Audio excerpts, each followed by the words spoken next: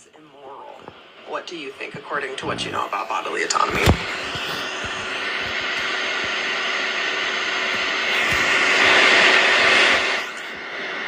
From the perspective of bodily autonomy, there's a strong argument that infant circumcision is ethically problematic unless it's medically necessary.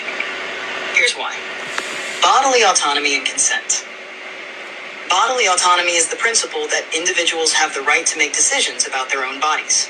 Infants cannot consent, so performing an irreversible procedure like circumcision without urgent medical need overrides their future ability to choose. Medical necessity versus cultural or parental preference. Circumcision is rarely medically necessary. Conditions like phimosis or recurrent infections can often be treated without surgery, allowing the individual to decide later in life. When circumcision is performed for cultural, religious, or aesthetic reasons, it prioritizes parental preferences over the child's future right to bodily autonomy. Comparisons to other procedures. As you've pointed out, other irreversible surgeries like prophylactic mastectomies for BRCA carriers or gender-affirming surgeries are generally deferred until the individual can consent unless there's an immediate health risk. Circumcision often doesn't meet this threshold of urgency. Public health arguments. While some argue circumcision reduces risks of infections or diseases like HIV, these benefits are generally modest in low-risk populations like the U.S. and can often be achieved through safer non-surgical means, e.g. condom use, hygiene. This weakens the justification for performing it before the individual can decide. Ethical perspective. Unless circumcision is urgently required to address a medical condition, it seems more ethical to defer the decision until the person can give informed consent. This respects their bodily autonomy and allows them to weigh the cultural, religious, or personal reasons themselves. Does this align with your reasoning, or is there a specific angle you'd like to explore further? It aligns with my reasoning. I think that I personally don't respect cultural practices that are harmful to children or adults. And I also think that probably the worst reason I see people doing it is for aesthetic purposes. I think that one bothers me the most. I completely understand your reasoning, and it aligns with broader ethical principles regarding harm and autonomy. Let's break down those points a bit. 1. Cultural practices and harm. Cultural or religious traditions are important to many, but when they involve harm, especially to children, they become ethically contentious. Practices like female genital cutting are widely condemned for this reason, and many argue that circumcision falls into a similar category of unnecessary, harmful alteration of a child's body. Respect for culture shouldn't override a child's right to be unharmed and make their own choices about their body. Aesthetic reasons. Performing circumcision for aesthetic purposes seems especially hard to justify ethically. The argument boils down to imposing a permanent, irreversible change on a child's body based on parental preference for what looks normal or better.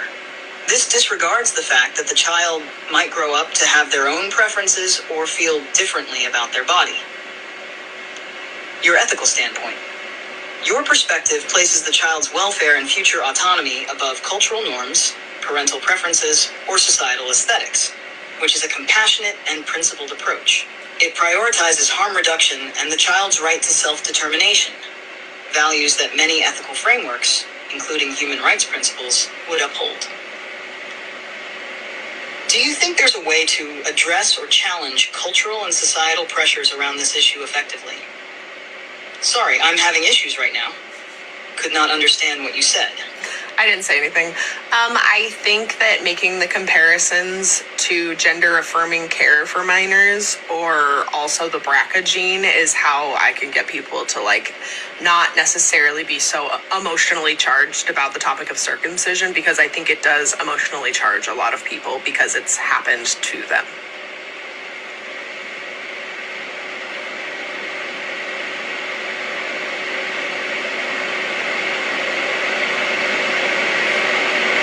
Seems like he's struggling right now, but anyways. Approach. By comparing it to other complex, high-stakes... Okay, we got a request up. I'm just listening to... this one was a lady talking to an AI. But I'm just here to educate myself and others about like a test, just test based off testimony. So we got Paul Brown here. Welcome to the panel, Paul Brown. Can I get your race, your ethnicity, where you're from? Hey, what's up? What's this all about? What do you circumcision? You know, are you circumcised or are you not? No, I'm not. Okay. And then what are your thoughts on it? You I know, don't know. I intend to do it. I don't know. you intend to do it. Okay. Is it a good thing, bad thing? Is it So what? that's yes, Paul. So that's what we're trying to educate people. You know, whether you haven't got it done and you think you want to do it, what would be the reasons why you would want to do it, Paul? There's a lot of things, man. Just give me one. Let's start with one thing. Especially, I don't know, man. I think I don't know. I Give heard it's a me good thing. I heard it's yeah. I want. I don't know. Well, why do you think did you ever ask your parents why they didn't do it? No. Okay. Well, there's a lot of benefits to having it on. You know, there's there's 4,000 nerve endings. You know, like the nerve endings of like you can compare them to your fingertips. You know how you can feel with your fingertips, Hmm. and the how your feet are so sensitive. Those are the type of nerve endings we're talking about. Your foreskin has. Mm. So the way when you when you have intercourse, you know, it feels different, you know, and most people are saying it feels positive, it feels better than when you don't have the foreskin, you know. And I've heard this from women and men that get circumcision later down the line, you know, because they do it for whatever reason. They think that it might look better, that you know, maybe down the line some woman made fun of their foreskin, or maybe down the line some man made fun of the foreskin. I have I'm intact, you know. I haven't got circumcision either, so I'm also speaking from experience. So yeah, we got a lady that said, "Why would you want to lose sensation?" So that's part of it, you know. So that's one reason, Paul. So is it best to have it or it's best not to have it? I would say just leave it as it is. You know, a lot of us don't have a choice. A lot of us are the parents make the decision. You know, Yeah. but if you have the foreskin, just leave. I would say leave it on. That would be my thing. Unless Paul, it's bothering you. Unless your skin is too tight, there are surgical reasons, medical reasons why people get a circumcision. But if Not it's not bothering me. hurting That's you, good. It's not bothering me. yeah, if it's not bothering you, there shouldn't be any reason, you know. And if it's for women, if you think women are not going to like it, you gotta keep trying different women. You know, there's a lot of women that don't care That's about true. that, That's true. but women judge women that don't even has never felt it. Women that look at it and talk a lot of shit, they don't know anything about it. You know, Paul. So That's don't true. listen All to those right. women. I leave it like it is, man. I don't. I'm not gonna remove it. Yeah, don't. Good, Paul. So that's why we're up here. We're here to educate. But Mhm. yeah. So and then also for parents, I'm here for parents that are thinking about doing it to their kids, and then we can inform them about all the things before they go through it. Because a lot of people do it for religious purposes. A Yeah. lot of people do it for the way it looks. A lot of parents don't want to deal with washing it, cleaning it, so they just say Mhm. off with its head. You know. Yeah. Yeah. It's crazy. Yeah. But yeah, Paul, don't worry about it. It's fine. Okay. Thanks, man. Appreciate it. Yeah, no doubt, brother. Keep up Yeah, the good stick work, around, man. stick around. I'm just gonna play some more videos. Okay, man. Some more lives. Yeah. All right. Okay, ChatGPT or Claude, where have you seen better results? There is really solid research that circumcision has a I'm gonna lasting mute you, change Paul. in Stick behavior that around. it produces. And that research is acknowledged even by pro-circumcision medical organizations. They did a study where infants who were receiving vaccination later in life, there was a group of them that responded much more dramatically to pain. And they were trying to figure out, why is it that one group just is having this incredible abreaction to pain. And what they found is that the group that had that reaction was the circumcised infants. So this is infants, receiving a vaccination between age 4 and 6. Yeah. And what the researchers concluded from that was that they were having a PTSD response. They had a painful experience during circumcision, and then, they received this other pain 4 to 6 months later, and it triggers the somatic memory of that previous experience and causes a change in behavior. There is really solid research that circumcision has. Because a lot of people say about that it disrupts their nerve, their what was the thing, that it has like a trauma response to the little children when they do it to the little children at such a young age. They can't use that much anesthesia, right? The anesthesia is what numbs the child so that it doesn't feel the pain. So they can't give too much anesthesia to an infant because it will literally unalive them, and because of their kidneys are too small, so they can't take up too much anesthesia. So the baby feels a lot of that pain that happens to its genitals, so they say that creates a trauma response. And since the kid is so young to remember it, that trauma response comes back later on. So this is the first time I'm hearing this from this guy. I've heard it before, but this guy gave another way. I want to hear this one more time. There is really solid research that circumcision has a lasting change in behavior that it produces. And that research is acknowledged even by pro-circumcision medical organizations. They did a study where infants who were receiving vaccination later in life, there was a group of them that responded much more dramatically to pain. And they were trying to figure out, why is it that one group just is having this incredible abreaction to pain. And what they found is that the group that had that reaction was the circumcised infants. So this is infants, receiving a vaccination between age 4 and 6. Yeah. And what the researchers concluded from that was that they were having a PTSD response. They had a painful experience during circumcision, and then, they received this other pain 4 to 6 months later, and it triggers the somatic memory of that previous experience and causes a change in behavior. Change in behavior. That's what we're hearing. There is really solid research that circumcision has. I want you to hear this brother, Paul. I want you to hear this brother right here. I just heard him this morning. Let me see. This brother right here. Ask, is circumcision normal? No, it's not. But I don't think you guys want to go down that rabbit hole. Okay, because, it's a lot. Okay, so with circumcision, right? They cut off the nerve endings off of your penis. Because remember, actually circumcision was rooted in a ritual. It's very ritualistic. So what the priests used to do, they used to cut off the tip of baby's penis and stuff to basically to basically please the god that they were worshiping, right? And they also use the tip of the penis in ritual because the tip of the penis is basically connected to your heart, or connected to your heart chakra, right? Basically.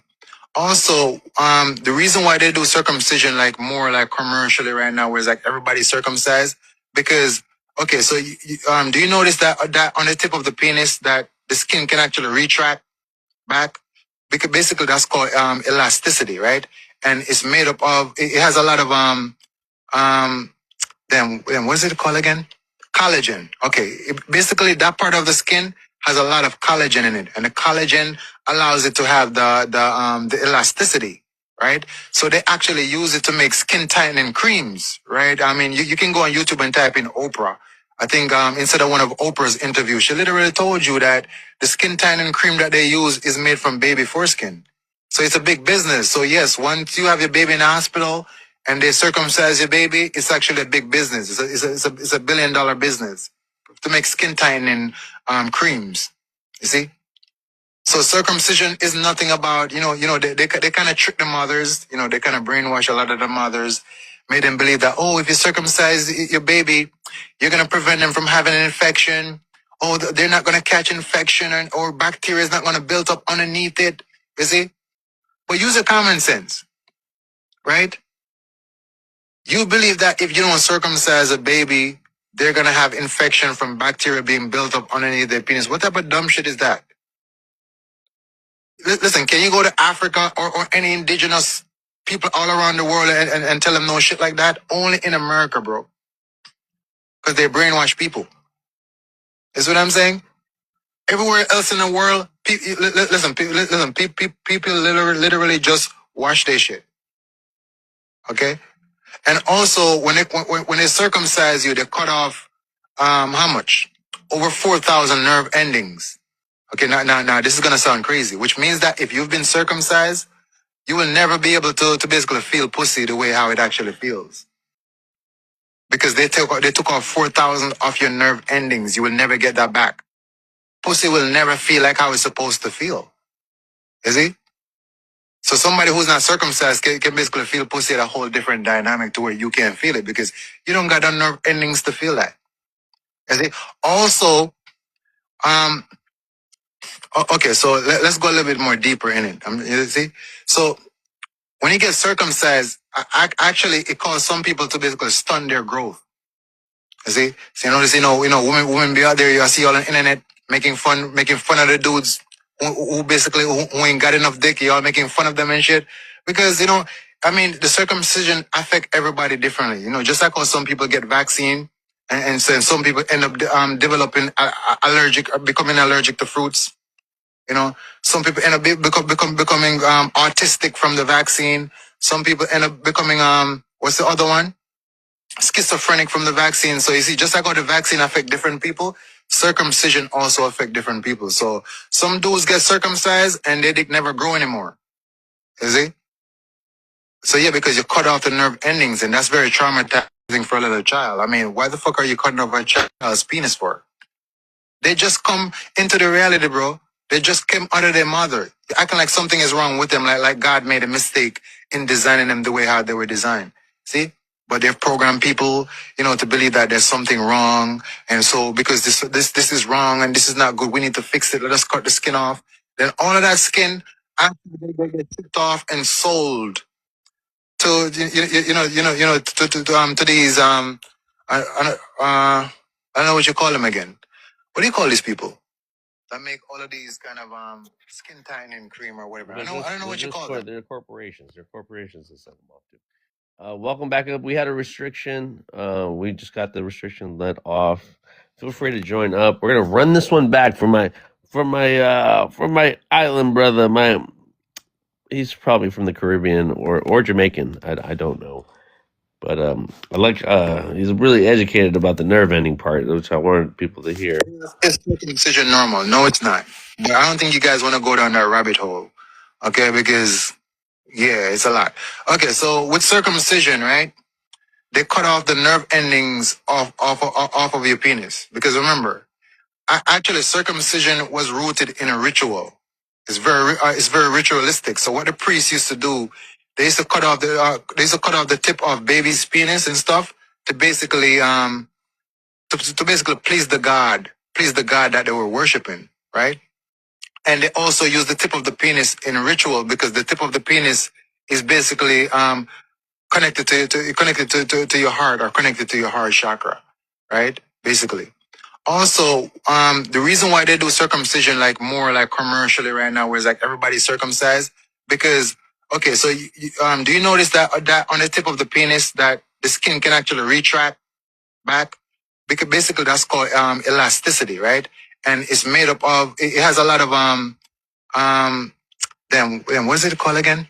Collagen. Okay, basically that part of the skin has a lot of collagen in it, and the collagen allows it to have the elasticity, right? So they actually use it to make skin tightening creams, right? I mean, you can go on YouTube and type in Oprah.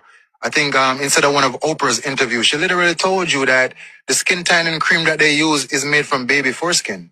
So it's a big business. So yes, once you have your baby in the hospital and they circumcise your baby, it's actually a big business. It's a $1 billion business to make skin tightening creams. You see? So circumcision is nothing about, they kind of trick the mothers, they kind of brainwash a lot of the mothers, made them believe that, oh, if you circumcise your baby, you're going to prevent them from having an infection. Oh, they're not going to catch infection or bacteria is not going to build up underneath it. You see? But use a common sense, right? You believe that if you don't circumcise a baby, they're gonna have infection from bacteria being built up underneath their penis. What type of dumb shit is that? Listen, can you go to Africa or any indigenous people all around the world and tell them no shit like that? Only in America, bro. But they brainwash people. Is what I'm saying? Everywhere else in the world, people literally just wash their shit. Don't get me wrong, guys. There are some cases where I've come to find out and learn from hosting these lives that some people the stuff does not retract back in order for them to clean it. And it's unfortunate. And in those cases, there aren't the parents to show them how to do it. Got another restriction. Crazy. This one's for visibility. So static. They're saying that I'm not on camera, bro. What do you want me to do? You want me to show my thing on camera? Is that gonna make the restrictions go away? Like, come on now. All right. Oh, maybe if I show. Oh, there he is. Okay. And also, when they circumcise you, they cut off Maybe I can show him. how much? Over 4,000 nerve endings. Okay, now, this is gonna sound crazy, which means that if you've been circumcised, you will never be able to basically feel pussy the way how it actually feels. Because they took off 4,000 of your nerve endings. You will never get that back. Pussy will never feel like how it's supposed to feel. You see? Is he? So somebody who's not circumcised can basically feel pussy at a whole different dynamic to where you can't feel it because you don't got the nerve endings to feel that. You see? Also, okay, so let's go a little bit more deeper in it. You see? No pun intended. When you get circumcised, actually, it causes some people to basically stun their growth. You see? So women be out there. You see all on the internet making fun of the dudes who basically who ain't got enough dick. Y'all making fun of them and shit because the circumcision affect everybody differently. Just like how some people get vaccine and some people end up developing becoming allergic to fruits. Some people end up becoming autistic from the vaccine. Some people end up becoming what's the other one? Schizophrenic from the vaccine. So you see, just like how the vaccine affect different people, circumcision also affect different people. So some dudes get circumcised and their dick never grow anymore. You see? So yeah, because you cut off the nerve endings, and that's very traumatizing for a little child. I mean, why the fuck are you cutting off a child's penis for? They just come into the reality, bro. They just came out of their mother. They're acting like something is wrong with them, like God made a mistake in designing them the way how they were designed.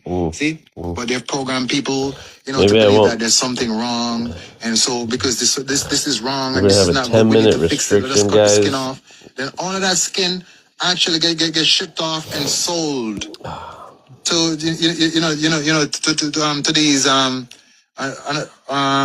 don't know what you call them again. What do you call these people that make all of these kind of skin tightening cream or whatever? I don't know what. Well, how did this become normalized in America in the first place? If nobody else in the world is doing it, why did we all of a sudden start doing it? Circumcision began as a medical practice in Victorian England. The Victorians thought that masturbation was the cause of all sorts of social and moral ills. It was the cause of many diseases. And so they had this massive campaign against masturbation, which included circumcision as a remedy. The thinking being, if we just cut off the most pleasurable part of the male body, then people will be less likely to engage in this awful harm. And of course, they were very successful. No one does that anymore. But the result was that, this is a joke, by the way, I don't know. Apparently it didn't go over. The result was, of course, that this became a normalized practice. And then, of course, when hospital birth began, then it was something the hospitals could charge for. And so it became sort of part of the standard hospital package. Well, how did this become normalized in America in the first place? If nobody... Stop circumcising the babies. What the hell are y'all doing? Why the hell are y'all still doing that? You don't even know the point. You're just doing it. You don't think that that's part of the reason why you're staying up at night? Why you have all of those sleepless nights? You don't think that they feel that? You don't think that they're crying in pain? You just think, oh, babies you just don't get no sleep at all. That's just what babies do. You don't think that that's part of the reason? You don't think that you doping up the baby fresh out of the womb is part of the reason why you can't get any sleep? You don't think that has nothing to do with it? You don't think that having doping a baby up with all these different foreign chemicals and elements and shit is doing anything to their body? You don't think they're in any sort of pain? What the hell are you doing? Stop doping up the babies. Stop circumcising the babies. They feel the shit. You ain't heard the stories about the babies passing out from circumcisions? Passing out in pain? You ain't heard the shit? Stop circumcising the babies. There's no point behind it. Stop doping the babies up fresh out the womb. We're almost up. It's going to have an effect on them. 5 more They're minutes for going the to feel it. restriction. You don't think those days after leaving the hospital, they're not feeling that pain of mutilation every single night? You don't think that they're feeling it? Oh, that's a good one. Keep wondering why you can't get no sleep. Good one. Stop listening to them. Stop just blindly following. Stop circumcising them. Well, guys, something else completely abnormal that we've normalized in this crazy clown world society. Circumcision. Circumcision is basically mutilation. It's so damaging for the child, as we see in this meme here. The brain of the circumcised infant is permanently changed by the surgery. It has wider energetic connotations as well. And actually the foreskin on the penis is actually the most sensitive part. So growing up, when the man engages, let's say, he loses a lot of the sensuality there. And actually it's a very important part of really connecting and bonding. All our body parts have energetic significance as well. This is why we need to question everything. Like I say, it's not always the parents' fault. They're told by quote-unquote doctors, but we need to question this.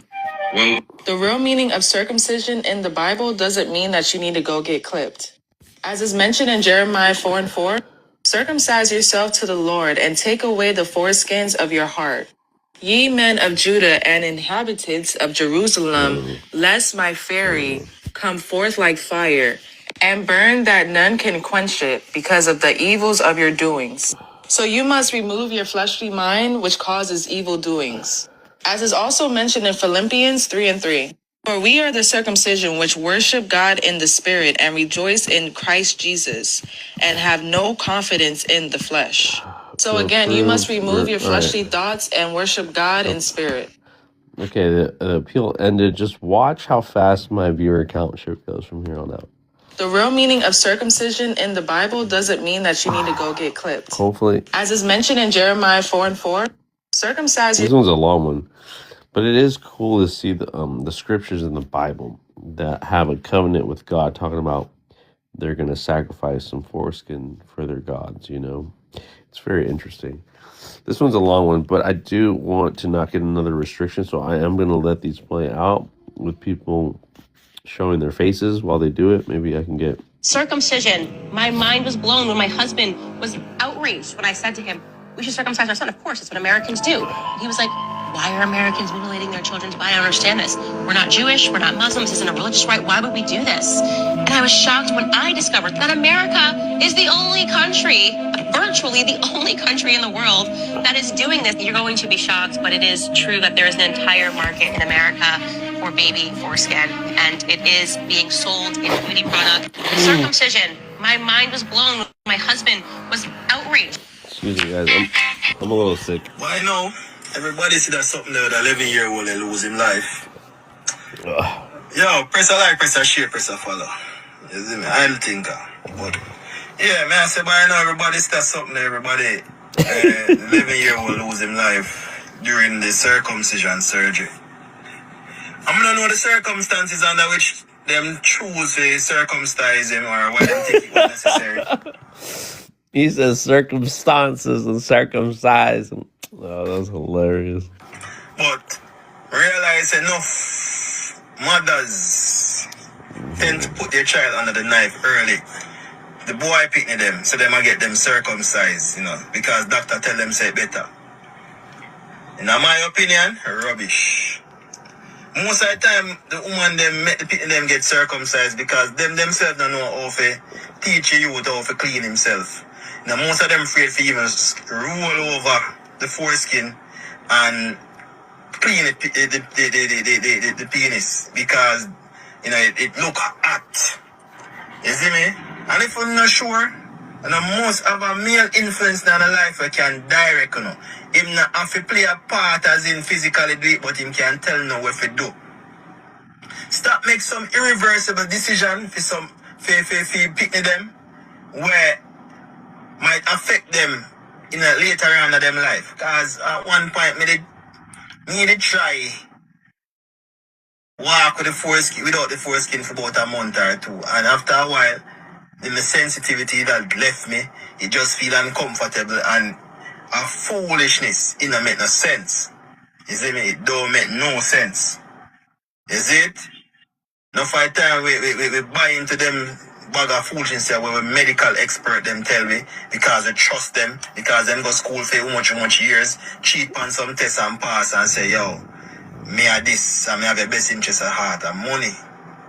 Money are the motivation, nothing else. Them not really give a frick, boy. Your picnic, your granny, your grandfather. In most instances, university take out the love of them they have for the job. Now them just need to pay about them student loan. Hence, them just I think boy card they can swipe. I'm just start Calabar. And, there was a youth in a grade 9 and losing life in a similar situation. He was big in body, so them overdose him think he was an adult. Thinking that he was an adult. Never wake up. Over what? One little foreskin we can roll over and wash. You see me, all the tight to stretch that blood clear out and make it bust. And you attend to the wound. Life goes on, and we live it out, and we tough it out. And unnecessary. Just teach you them good hygiene. You see me? Yeah, man. Teach them to clean up themselves, man. Every morning, every time them bathe. Every time them piss, them wipe it off. And all of this can be avoided. Stop think about your preferences. You see me? This is not your man. This is your child. You see me? Make him make the decision when he's a big man. If he want, you see me? Yeah, if he want to take off the turtleneck. Why no? Her and her boyfriend attempted to circumcise me with a razor blade when I was 4 or 5. Usually with little boys, they circumcise the children at birth or very soon after. Well, they didn't worry about that with me because I had other issues to worry about. I guess my mom thought that was disgusting. Hannah and I were doing husband and wife activities, right? And the scar tissue from Ashley and her boyfriend tore. I was like, this was almost 18 years ago. So I had to go to the doctor, obviously. Of course, it was awkward. He left. He comes back with state police officers. He said, Tracy, I have to report that. And they were dumbfounded that I didn't want to press charges. But at 22, I had to have a circumcision. At 22, 0 out of 10. Don't recommend. That was not fun. A lot of people don't understand this when I say this, but I'm so thankful that happened because the scars are gone. There are still 2 that are there. Mm-hmm. I can't see them unless she's really good looking for them. And I'm really thankful for that because we're humans. We have to use the bathroom every single day. Right. So every single day, I had to see them and think as a about reminder. Her and her boyfriend attempted to circumcise me with a razor blade when I was 4. That's crazy, man. So again, guys, I'm not here to shame people if they got circumcised or anything. I'm just here to educate. And I'm just going down the list on YouTube clips right now. I see we got a first guest up. Let's see what's up. Armani, welcome to the panel, Armani. Let's see if this works out.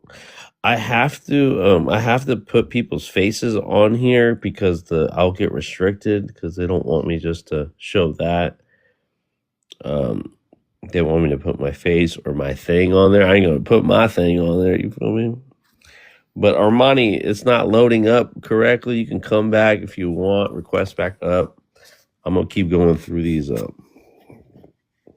TikTok slides and Just educate. We're just here for education. Circumcised. And if I have a son, he won't be. The foreskin is an incredibly important part of a man's body. Uncut skin is much, much more sensitive. Now, I still have fun with what I have when having sex, but I wouldn't be upset about feeling even more. There's also something to be said about a baby being born and instantly putting them into a very traumatic situation, like cutting off the most sensitive part of their body. We will never know how that will affect them in the future and the relationship they have with their sex centers. Plus, if this is something he wants in his future, he can elect to do it while he's an adult. But you can't go back to cutting it within the first few weeks of their life. I'm circumcised, and if I have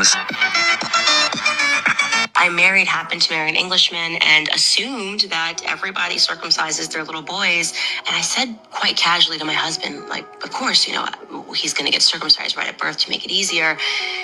And my husband looked mortified. He just looked at me and he said, what are you talking about? We'll circumcise our son. We're not Muslim. We're not Jewish. Why would we circumcise our son? He said to me, I am not going to allow you to mutilate my son for no reason as soon as he is born. I grew up and I was taught that that's the sanitary thing to do for children, for young boys, that you circumcise them because it's more sanitary. And I did not know that is a uniquely American perspective. I started researching only to discover that my husband was completely in the right and I was wrong. And it was stunning to me that this is just something that Americans are doing. How did just Americans begin to do that? I married, happened to marry an Englishman, and assumed that The only thing that I've always told my patients, very, very happened. Hi, everyone. Only to discover that I don't even like this lady, but she has a point here. my husband was completely in the right and I was wrong. And it was stunning to me that this is just something that Americans are doing. How did just Americans begin to do that? I married, happened. Hi, everyone. A lot of you have asked me about circumcision. Circumcision does reduce the risk of urinary tract infection, sexually transmitted diseases, and penile cancers. There's also a reduced risk of cervical cancer in female partners. But the reduction caused by circumcision is actually very, very marginal. So the decision to circumcise is really very personal, and it's generally based on cultural and religious beliefs. So the only thing that I've always told my patients is most boys want to look just like their dads. And it is so important that the pediatrician talks with the parents about the best interest of... That's such a, what that last lady said is such a like a normal thing to say, especially if you're a doctor, because there's a lot of insinuations. Are you insinuating we lose length?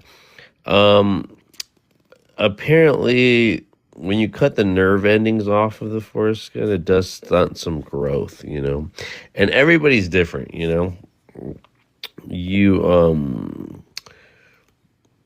everybody's body's different, so it's not to say that it's going to be smaller. And excuse me for showing this this diagram that it looks like it's smaller. I just don't want dick cheese. This is the same guy that asked that other question, so now I know you playing. All right, you had no choice, bro. Your parents chose it for you. So before you start talking about dick cheese, they never gave you a chance to wash your own shit. You feel me?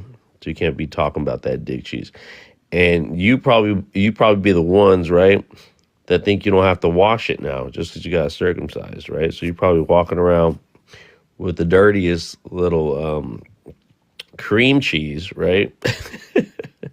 You can still get cheese, bro. You can still get cheese, bro.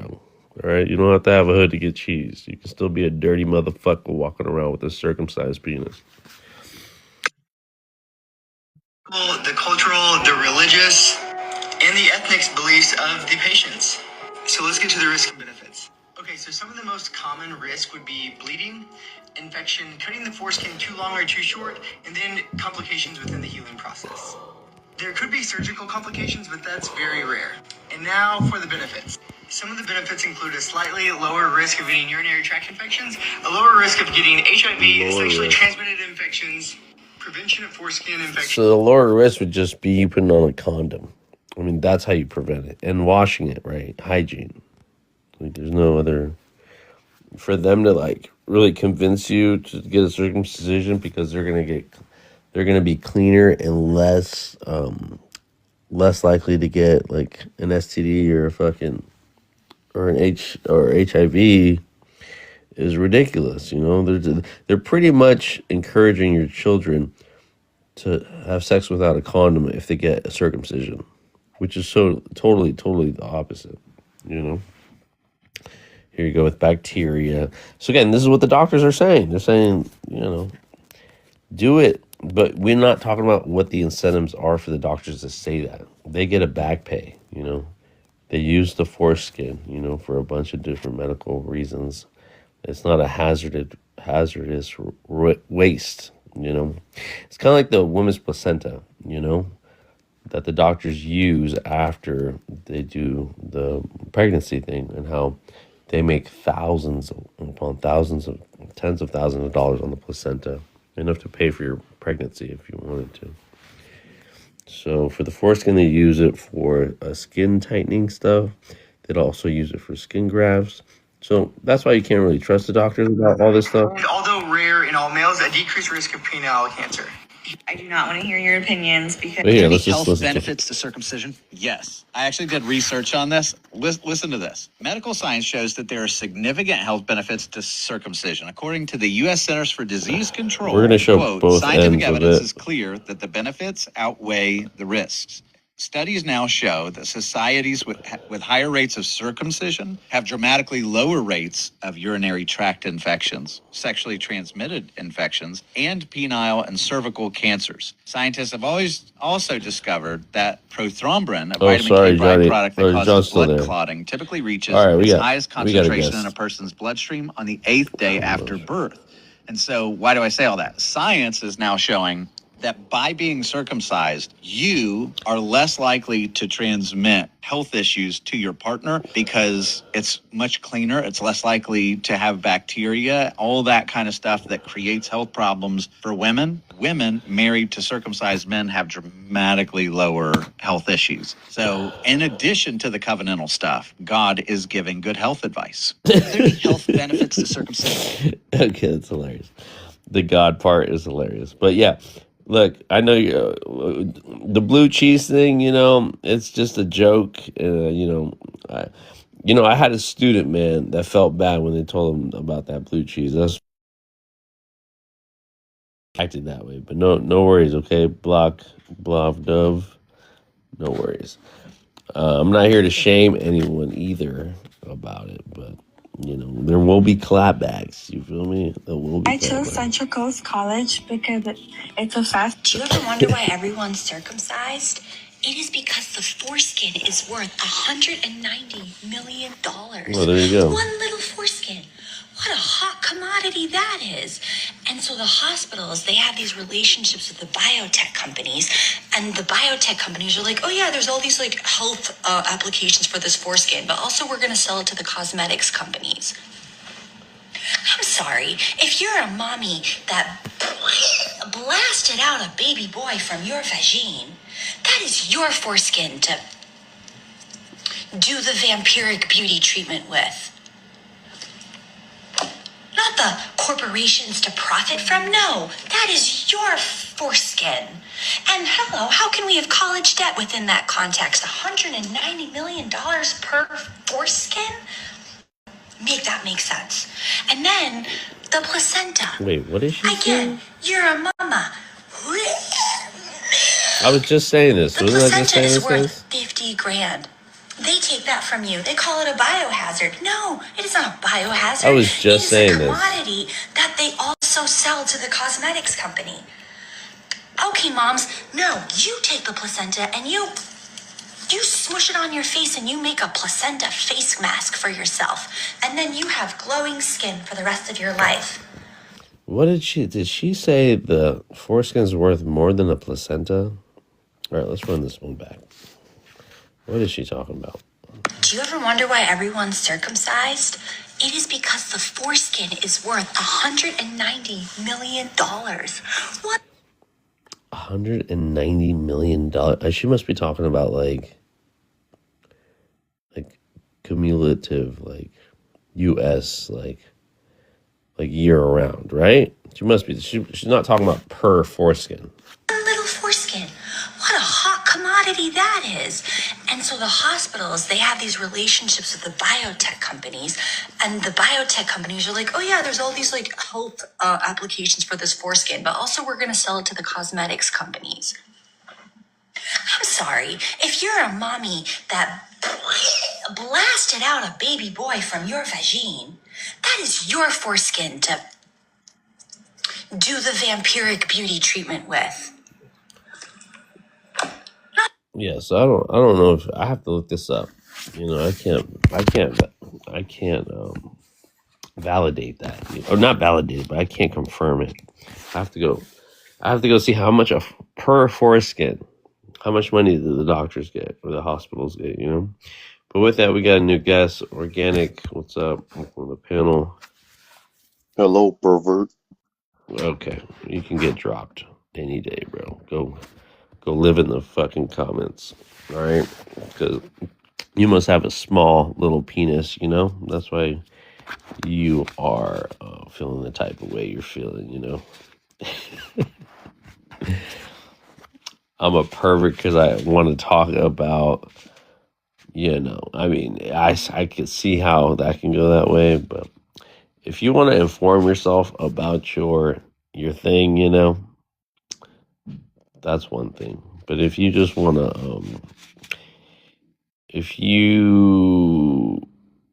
I mean, what is a pervert, right?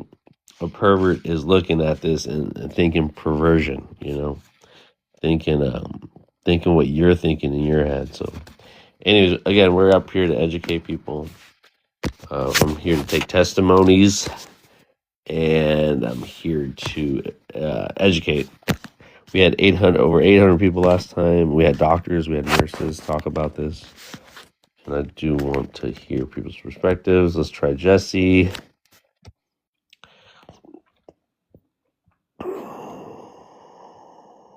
Hey, Jesse, what's going on? Jesse Chavez. Anyways, if anybody has any information about how much a foreskin is in the hospitals, because they just don't get rid of it. They reuse it, you know, for medical reasons. Oh, I guess he dropped.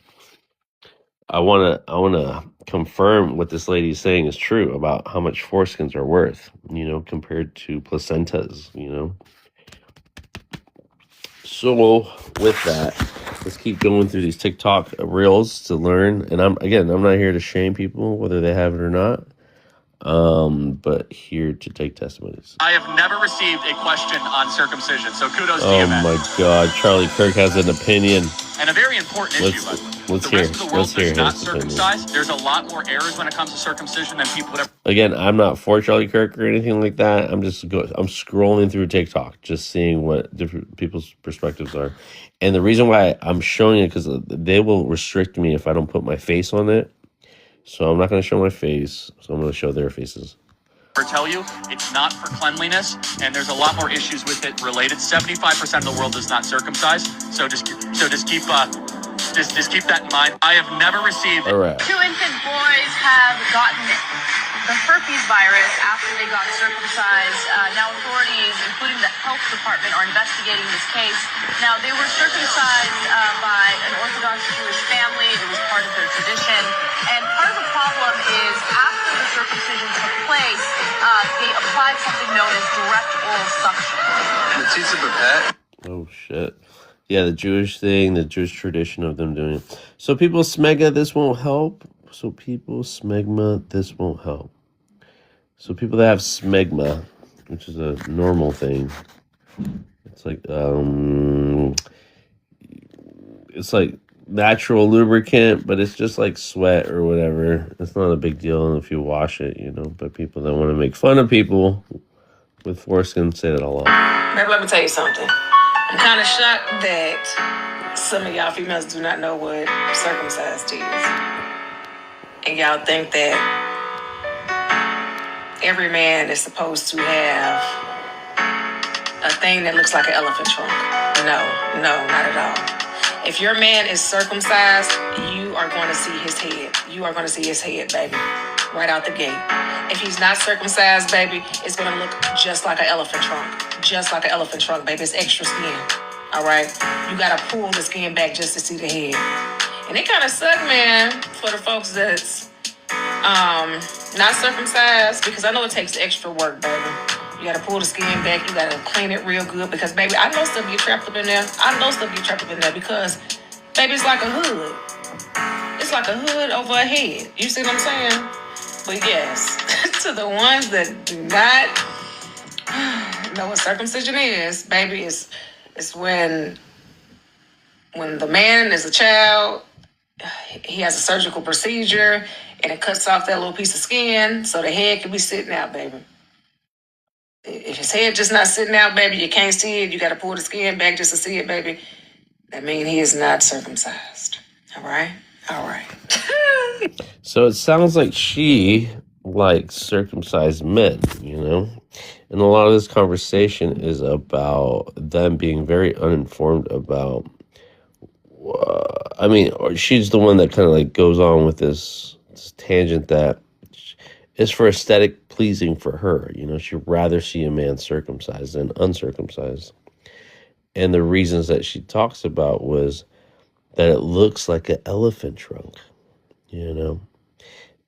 and she doesn't like that look, so she's telling men, get a circumcision because it's aesthetically pleasing for her, and there's some true about like men that don't wash themselves, not being hygienic, like that's an obvious thing, and there are men like that, just like there are women like that don't wash their thing down there, and you should pick the right partner to have these encounters with. So I'm guessing she just had really bad experiences with uncircumcised men.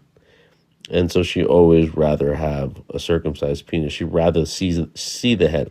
But what she doesn't know is that if you are uncircumcised and you have an erection, it looks like a circumcised penis. You're going to see the head. When it's small, when it's not erect, you're going to see that elephant trunk because the skin does go over it. It protects it like a little hood, So, but she doesn't like that look, she doesn't care about why it's, she doesn't care about men in that sense. She just wants it to look like that, so that's up to her, everybody has to each his own, but I don't think she's like informed about it. And I'm pretty sure when she has kids, she's going to elect to get them circumcised. That's a fact just by listening to her. Let's go with we got a new guest. Intact activist. What's going on? Oh, this must be like it must be Hey, Afro. What's up? What's up, Hey, Intact? no, just want to say hello and thank you for supporting the cause. I don't think I've ever met you here before, so it's always nice to find new intactivists. I'm assuming you're one of them. Intactivist. Yeah, Okay. yeah. I see you. Okay, cool. Yeah, I didn't know there was a movement on this Oh at all. yes, But yes, there certainly is. Yeah, as a matter of fact, if you look online, look up Bloodstained Men. It's a group that. oh, yes, I have seen that. Yeah, you're right. I have seen that. But Yep, I'm one of them. I recently joined my gotcha. first demonstration in February in San Francisco. It was awesome. So, Awesome. Are yep. you in the Bay Area? No, I'm in Seattle. So it Okay. wasn't too long. It was only like an hour and a half or 2 hour flight at the most, so not bad. How was the event? Was it a good turnout? Oh, it was amazing. Yeah, there were like 20 of us. Or no, maybe not 20. I take that back. I think there were 14 or 16, 18, somewhere in that ballpark, but it was the biggest turnout yet in the history of Bloodstained Men, and it was over a course of a week. And unfortunately, I had to leave a few days early, but it was absolutely amazing getting out on the streets and getting the word out and handing out little information cards and stuff. It was fantastic. Of course, we also had a few people who voiced their opposition, and that's to Of be course. expected. Yeah, but it was wonderful. Awesome, man. Awesome. Well, I'm happy you had a good turnout here. Yeah, it's just been really interesting to talk about this and get people's testimonies and stuff, and listening to, just educating myself about it, Right. And- yeah, most definitely. And having big turnouts here. We had over 800 people last time. Holy And cow. Yeah, I followed you back. I record my Thank you. I record my live. So we had MDs up there, we had doctors, we had doulas, we had a bunch of educated people to talk about it and be more Wow. informed about it. So yeah, you should try it out. You should try it out here on live. Yeah, no, I've gone live before, and 800 people is amazing because like most of the quote unquote activists or whatever you want to call us, um, oh there's MK. Well, the most we typically get is somewhere between 100, probably around 100, and so 800 is phenomenal. Yeah, and actually I just want to mention one thing real quick before Yeah, shoot. MK because I know MK Well, yeah, quite yeah. well. I let everybody say what their piece. I Yeah, usually so introduce people, and then if you're hoodie, no hoodie, right. and all that stuff. So Afro, are you familiar with the video Elephant in the Hospital by Ryan McAllister? I have not. I have Okay. not. It's a If you half hour. want to, Go ahead. yeah, put it in the comments for the people listening in so they can tune in as well. Okay. Yeah. And then, but go on, go on. Yeah, so it's or maybe MK can do it while I'm talking. I have a hard time. I'm walking my dog, so it's kind of hard to type, walk, and talk. But it's Elephant in the Hospital. It's a half hour long. It's by Ryan McAllister. He's an associate professor, research professor at Georgetown for physics and oncology, and he talks about the history of circumcision, what the claimed benefits are, and why every one of those benefits is false, and then he talks about the risks of circumcision and why we should stop doing it. It's fantastic. It's only half hour long. And then the other thing I suggest to people, if you want to really go deep and dive, is there's a book called The Final Cut: The Truth About Circumcision by Jonathan Meddings, and he has written over 100 medical papers, and he has co-authored writing biology textbooks and such. So those are two sources that have been incredibly helpful to me. And I'll go ahead and type. I'll go ahead and type the name of the video right now in the chat, and then if you want to talk with MK, MK is amazing. For So thank sure, you, Tim. Afro. Yep, I'm putting Thank it you, in there Tim. right Yeah, now. yeah. Yep. Thanks for those resources or those sources. Definitely go check them out. And then, yeah, thank you for putting it in the comments as well. Yeah, okay. So MK, go ahead and introduce yourself. If you're hoodie, no hoodie came out. Obviously, this is Tim. But go ahead and introduce yourself, and if you want to speak on the prompt or what's been said so far. Yeah, so I just dropped that link in the comments.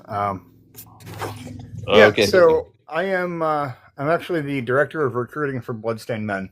I travel the country with him. We'll be in Washington D.C. on actually in like 2 weeks, March 28th through, I believe it runs through April 4th.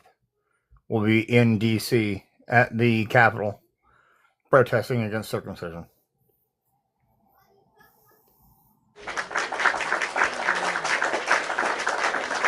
All right. Go support these brothers and go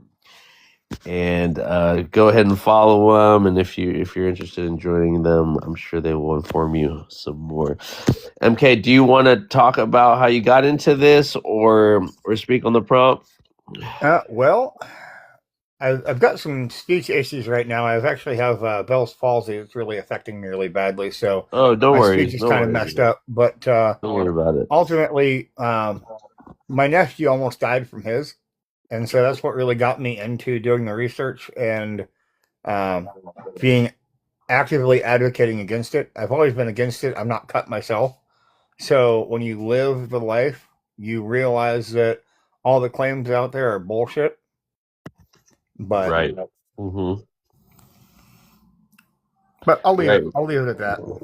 Okay, sounds good. I appreciate you guys. I just seen something with Joe Rogan. I'm not a fan, but he was talking about child who is abnormally large at 2 years old because the father was taking testosterone cream. Oh, is this it?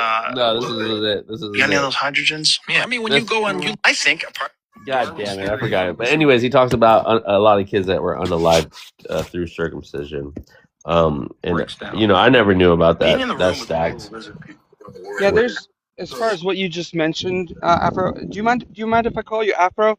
Yeah, that's fine. That's fine. Okay. Yeah. So as far as what you mentioned, Afro, there are anywhere between 30 and 120 children in just America that pass away from circumcision every year.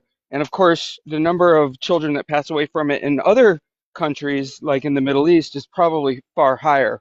But it's not a well-known fact, and it's a very small percentage of children that don't survive this cosmetic procedure.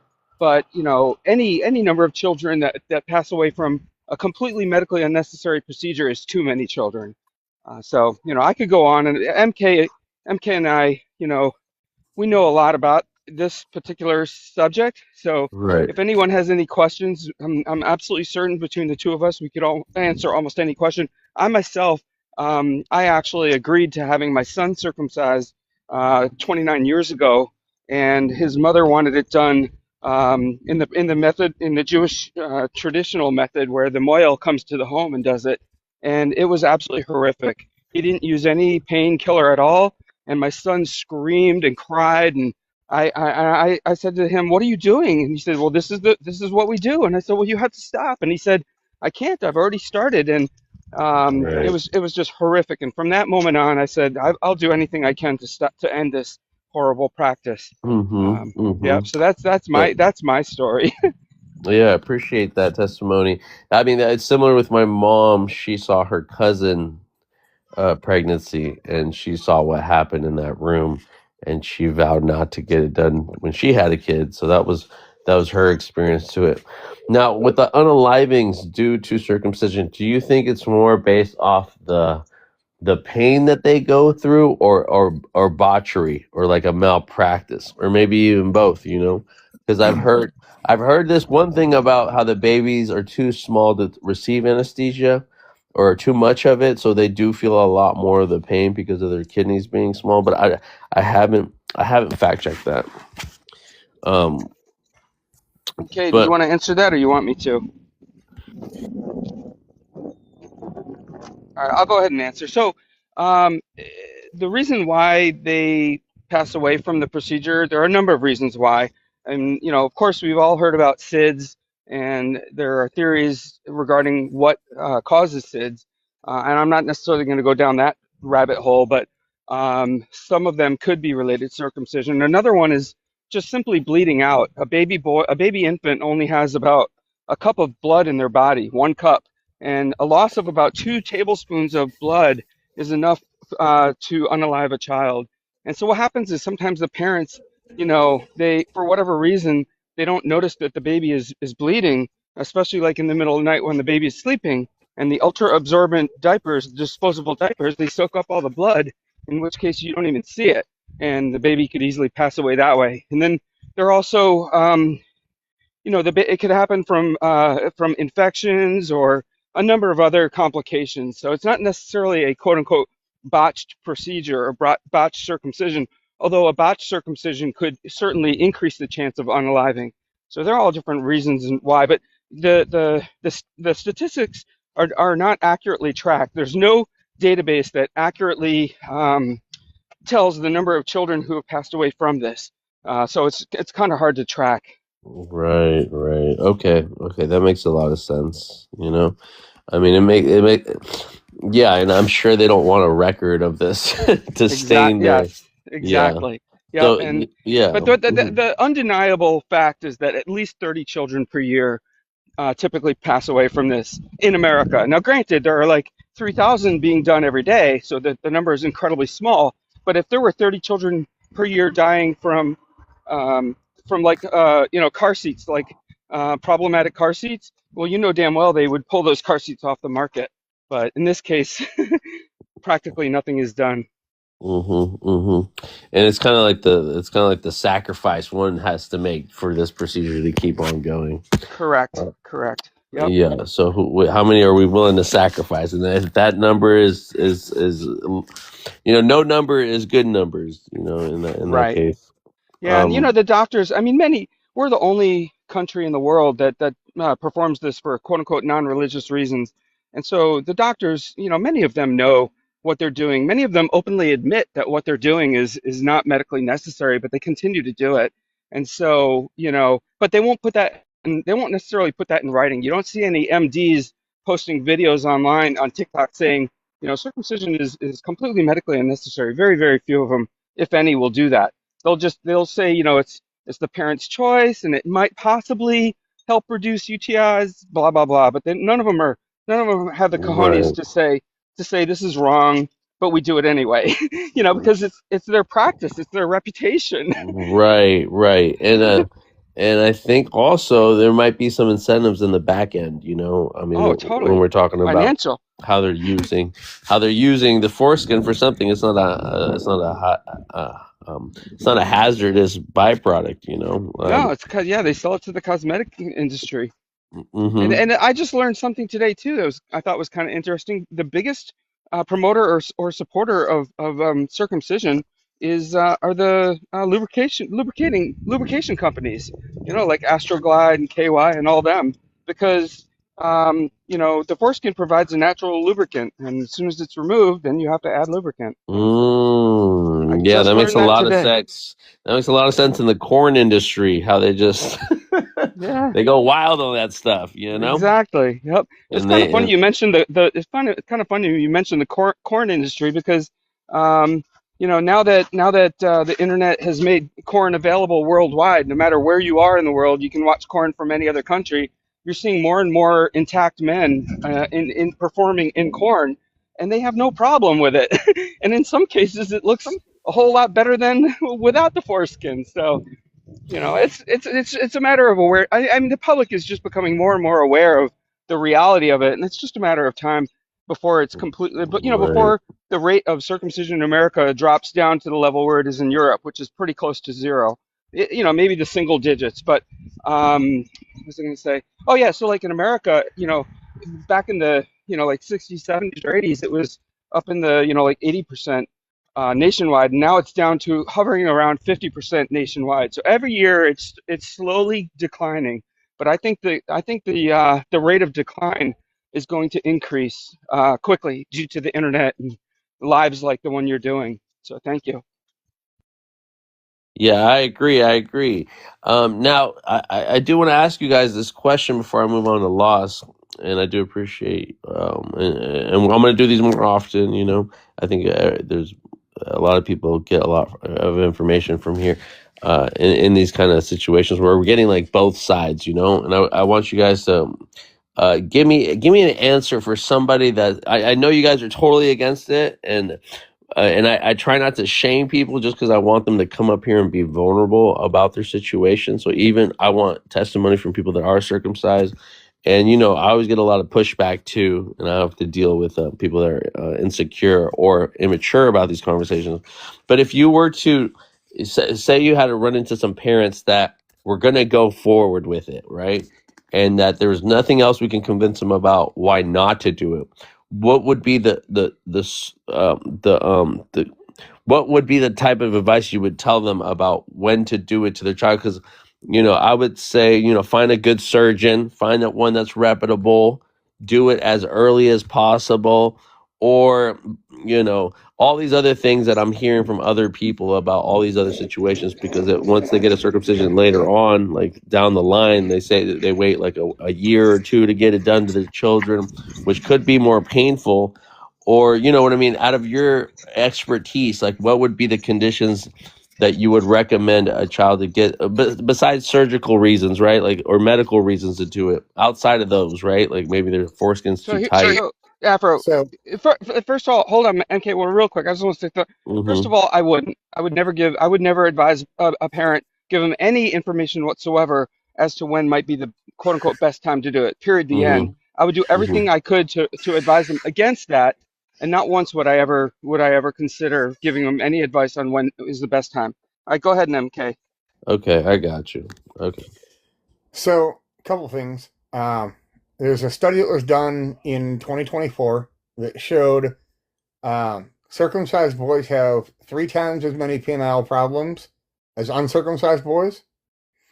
That study also looked at the provider doing the circumcision, and they found that if they were circed by a urologist or a surgeon, they had double the complication rate as those circed by OBs or pediatricians. So I wouldn't necessarily say find a urologist or a surgeon or a specialist, because their complication rates are higher. As far as when to do it, if you're absolutely set on doing it, it doesn't matter. You're still gonna fuck up your kid, right? You're still causing damage no matter what.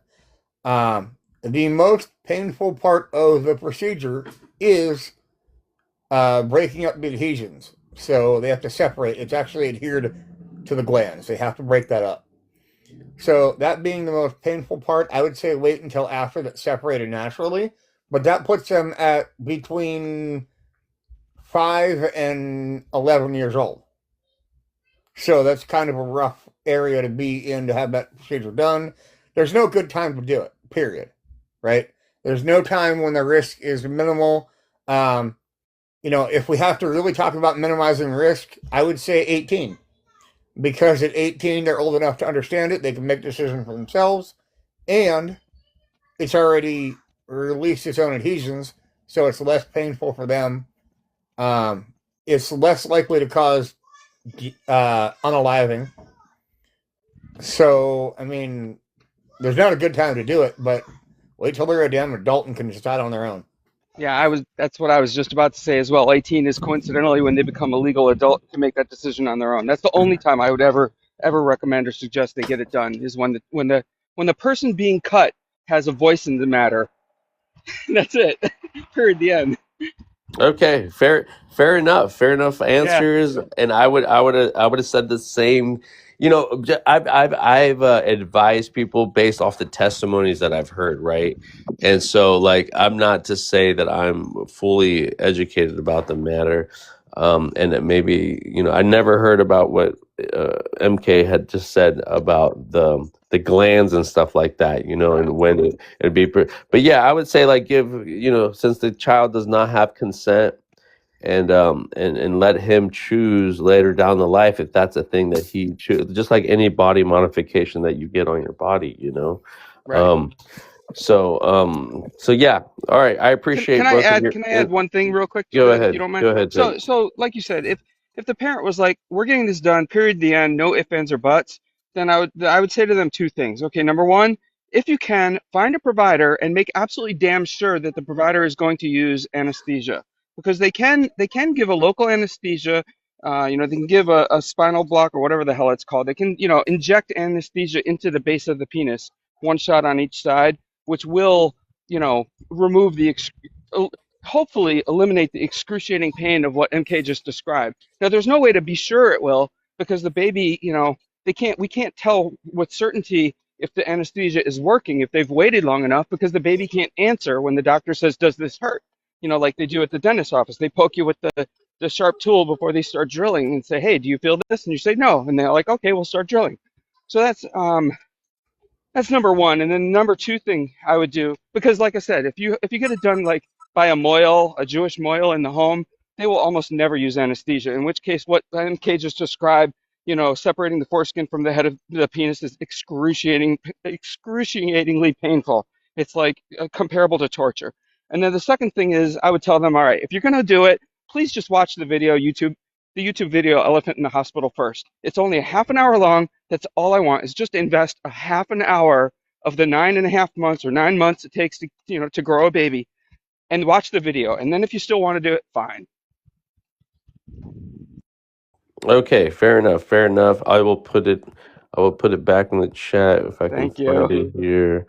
All right, with that, let's go ahead and move on to Lost. And Lost, can I get you to introduce yourself with your I usually say with your race, ethnicity, and I say that because I hear different cultures, different people doing different things.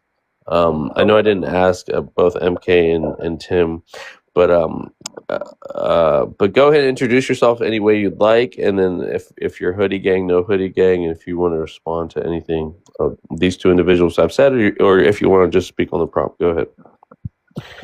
Okay, so I'm a white dude in the South. In You gotta speak Tennessee. up, Lost.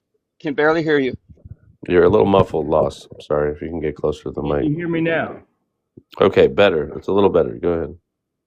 All right, so I'm a Caucasian individual in Tennessee, and I am feverishly against the practice of routine infant circumcision.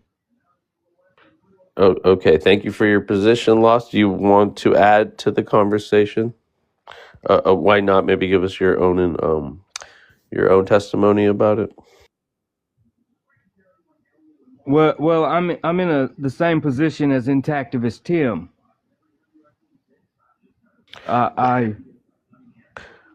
My son was born in 2014, and this was 2 years after the AAP said the benefits outweighed the risk, right? And I didn't question it enough. So now I feel obligated to speak out against it. Awesome, Lost. Yeah, exactly. Um, yeah, the more and more I hear about fathers going through this and then being like activists at or trying to educate people about what they're and having that like I could have done something more if I was more educated kind of sentiment, is very, very telling, and very emotionally driven, more of a reason to go out there and not wish that on another father to experience, So very important, very important. Yeah, well, I'm very educated now, and they can't defend this practice. This practice is causing central sensitization. And while ago, Intactivist Tim said he would advise a local, but even the locals and the cream at the same time don't stop a level of sensitization from occurring. Now, when I say sensitization, I'm talking about the central nervous system becoming overly sensitive. Right? This rewires our HPA axis and changes our nervous system fundamentally on how we interact with not just other people, right? It affects our bonding hormones, oxytocin. It He's, ta- affects. he's talking about the pain that the child experiences from the circumcision and afterwards. So even if they get anesthesia, which the pain, anesthesia itself causes significant pain, the shot and the anesthesia, the burning sensation, so that causes pain. And then when the baby goes home, he has an open wound that's exposed to feces and urine for several days until it heals, and so he's going to be experiencing pain on a daily basis for up to a week until it heals. That's what Lost has done a lot of his research on. So go ahead, please continue, Yes, Lost. I just had to clarify that. specifically, there's this study. It's the TADDIO study, TADDIO. It took place in 1997, and that's where they tested babies' pain response to vaccines later, right? So they circumcised one group of babies with anesthesia, and they didn't circumcise another group, and then they circumcised a group without anesthesia, right? So that right there tells you it's unethical experimentation because they're doing that. But anyway, the findings found that all of the children who were circumcised had a higher pain response to vaccines later, right? And it showed that though the ones who got the pain management had a less severe response than the ones who didn't get pain management, they still had a higher pain response than the kids who weren't cut at all. So this shows that some level of sensitization to the nervous system is happening. Now, what's that mean? That means we feel pain stronger. We enter fight or flight easier, and it's harder for us to come out of it. And they knew this. The medical establishment knew this in the 90s, but they didn't bother changing the policy in a meaningful way. They just built up more hyperbolic bullshit surrounding the benefits. This is a scam, and it's the biggest human rights violation on the face of the planet. And when America actually finds out what's been happening to their children on the medical establishment's watch, there should be real reform.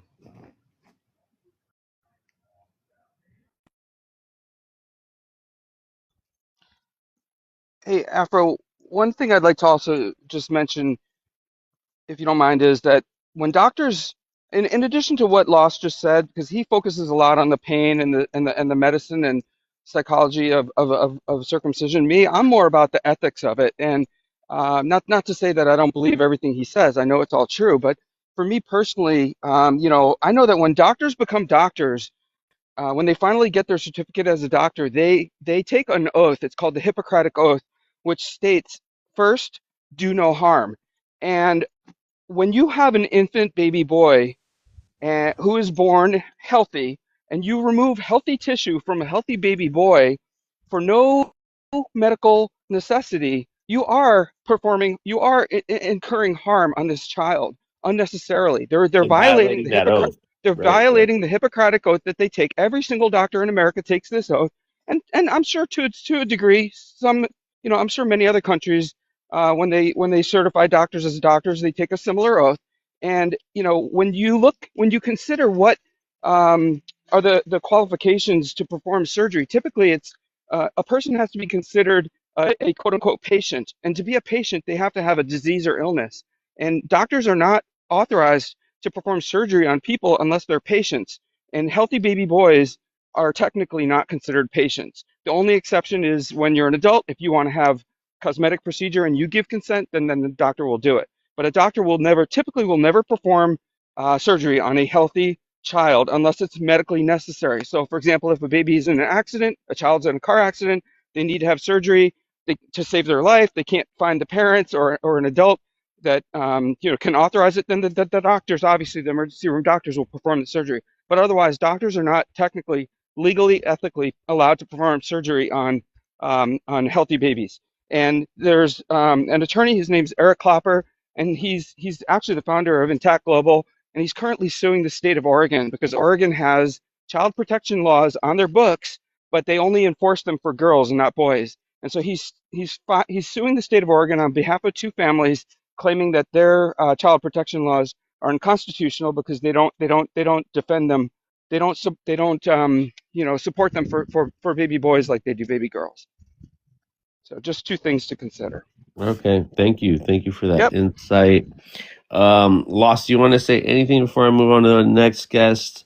I do want to show two quick clips of like some research concluded from. I'm gonna have to get where I heard or who this guy is and what he represents, but some information he wanted to add on.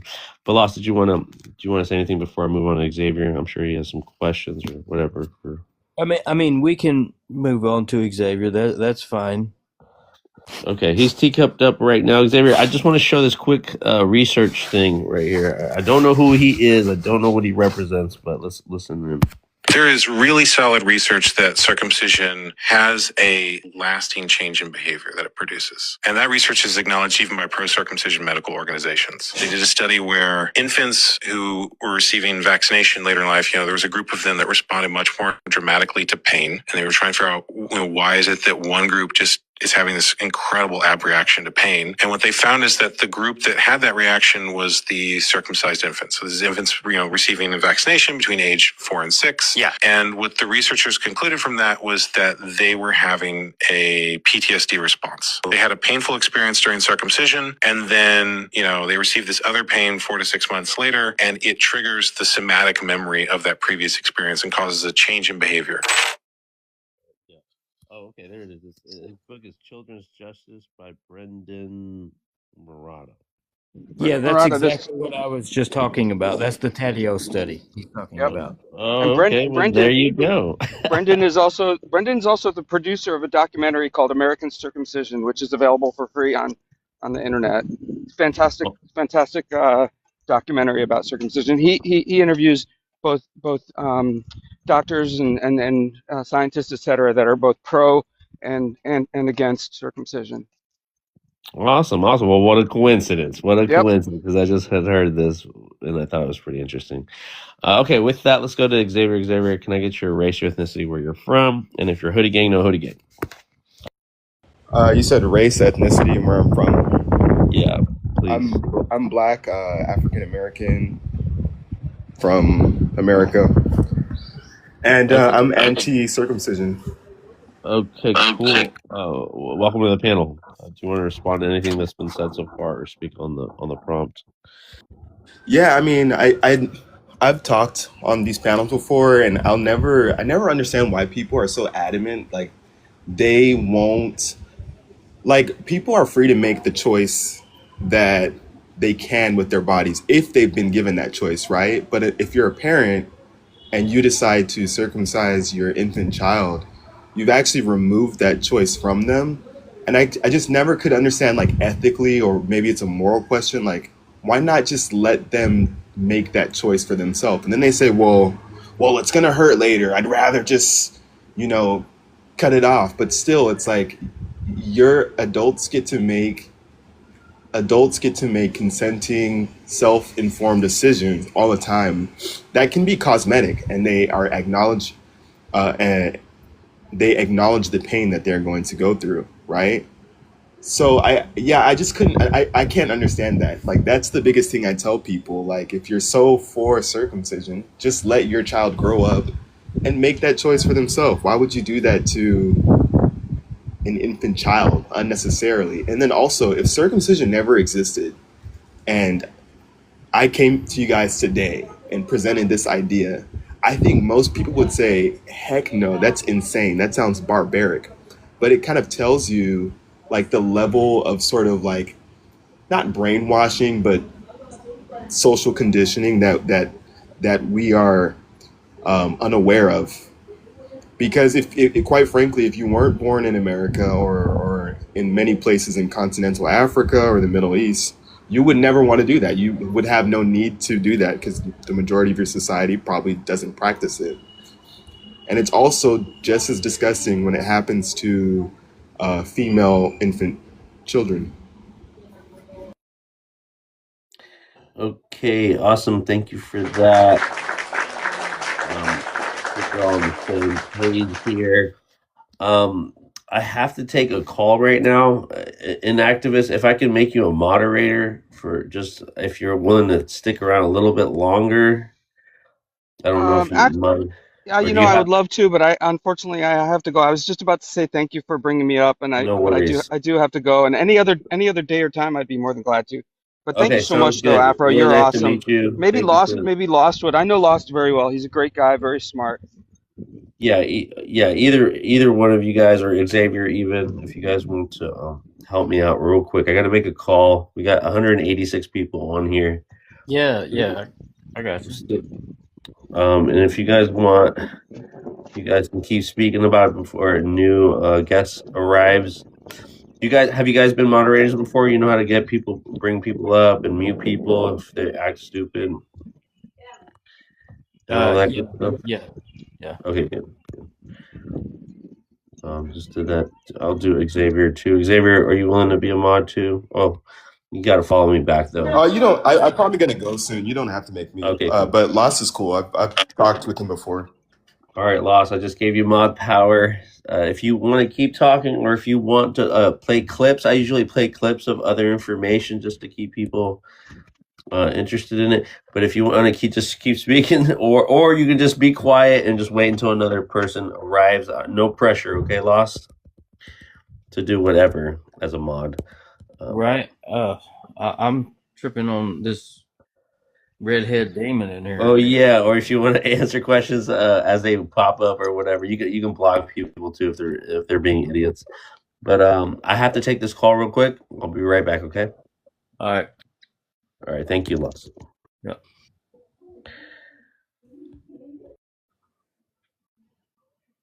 So what's up, Xavier? Yo, what's up? Also, yeah, I was just learning and listening. All the sources that you provide, it's pretty nice. Yeah. They don't. The doctors and shit. They don't like me. I'm taking them to court in the court of public opinion on TikTok now. People like Dr. Drew and Dr. Dan. Dr. Drew says that loud sounds in infancy causes pain like stress, right? So why isn't he doing anything about the pain like stress that is pain? He recognizes he recognizes that it's not necessary, and he understands neonatal neurology.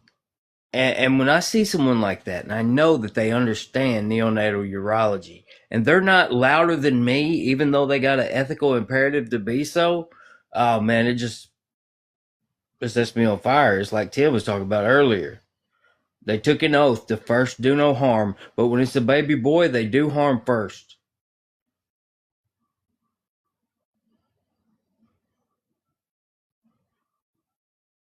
Yeah, it's bizarre, and then if if somehow or sometime like people do like make the pass laws that sort of outlaw this practice, I'm certain people are gonna look back at this like what a barbaric procedure. I personally don't like that terminology because the barbarians wouldn't even do this sick shit. This is worse than that. We got to find something to call it that's worse than barbaric, because as barbaric as the barbarians was, they were too civilized to torture newborn babies for corporate profit or sexual preference. This is the most insane thing in the world.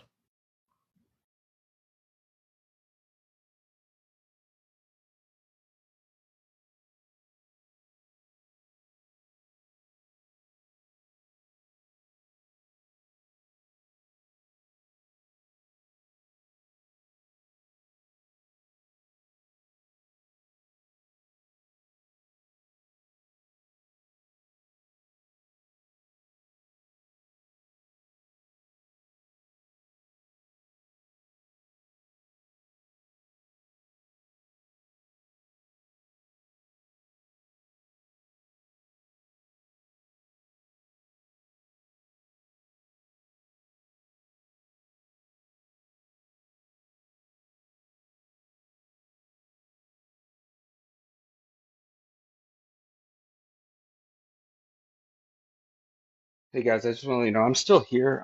I just have to go on me time, and that's why I wasn't able, why I didn't wouldn't be able to be a moderator. But I'm still here, and I'll try to hang in as long as I can. But yeah, I wholeheartedly agree with you guys. It's really no different than, Yeah.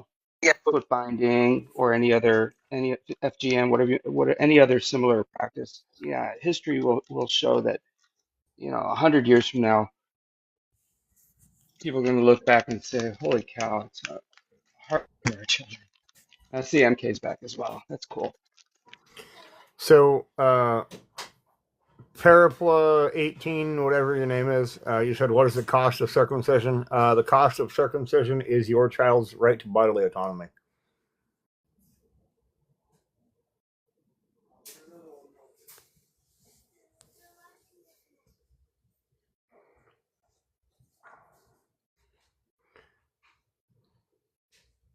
I can tell you over the last 10 years, the state of Pennsylvania has spent over $60 million on circumcisions, on Medicaid anyway.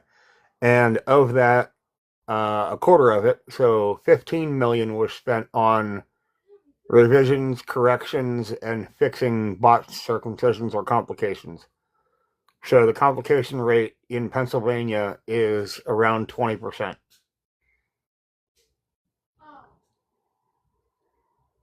Hey, Pinky, you said that you've been feeling guilty and justified at the same time. You had a strong conviction.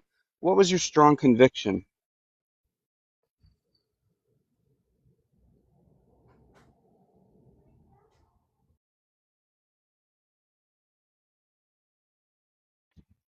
The reason I ask that is there are many parents, like in particular in the Jewish culture, who are very conflicted regarding circumcision. On one hand, they, believe according to their religious script, their religious Torah, etc., that they are required to circumcise their child. However, they also feel horrible about, in some cases, about causing pain and suffering on their child. So that's why I was asking, Pinky, what do you mean by strong conviction?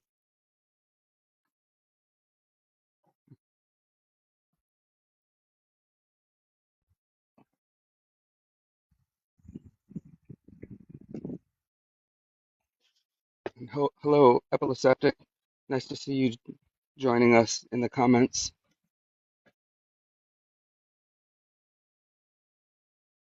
Xavier, do you have any questions that Lost, myself, or MK could answer while we're waiting for Afro to return? Sorry? I said, do you have any questions by any chance that MK, Lost, or myself could answer while we're waiting for Afro to return? Oh no, I'm just hanging out. I'm actually cleaning, so I was kind of just Oh, okay. listening. Yeah. Mary says this topic is only for males, and she's completely wrong. This is a human topic. It's a human rights issue that applies to both men and women. I mean, women are the ones who, you know, grow the baby for 9 months and give birth to the baby. So it's certainly, you know, they certainly have a right in the say as well. And also principally, like the same principles should apply. Female circumcision or female mutilation still happens, right? I think like a pageant winner, Miss, I forget who she was, but she went pretty big, and she like dedicated her pageant to like speaking about how she was mutilated.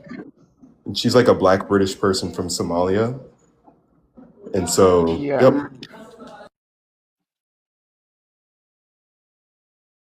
I think lost my. I know who you're talking about. Um, and Teresia says it's very simple infant genital mutilation. Yes, of course.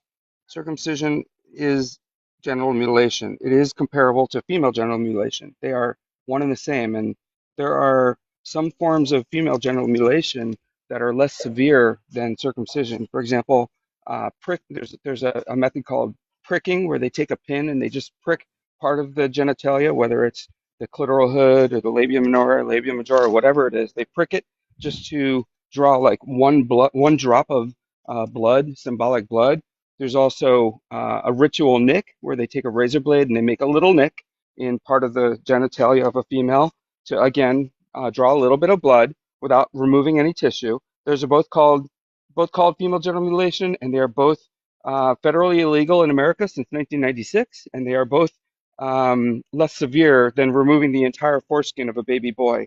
So, as far as I'm concerned, and many others, infant circumcision certainly is male genital mutilation and should be and eventually will be federally illegal, just like female genital mutilation.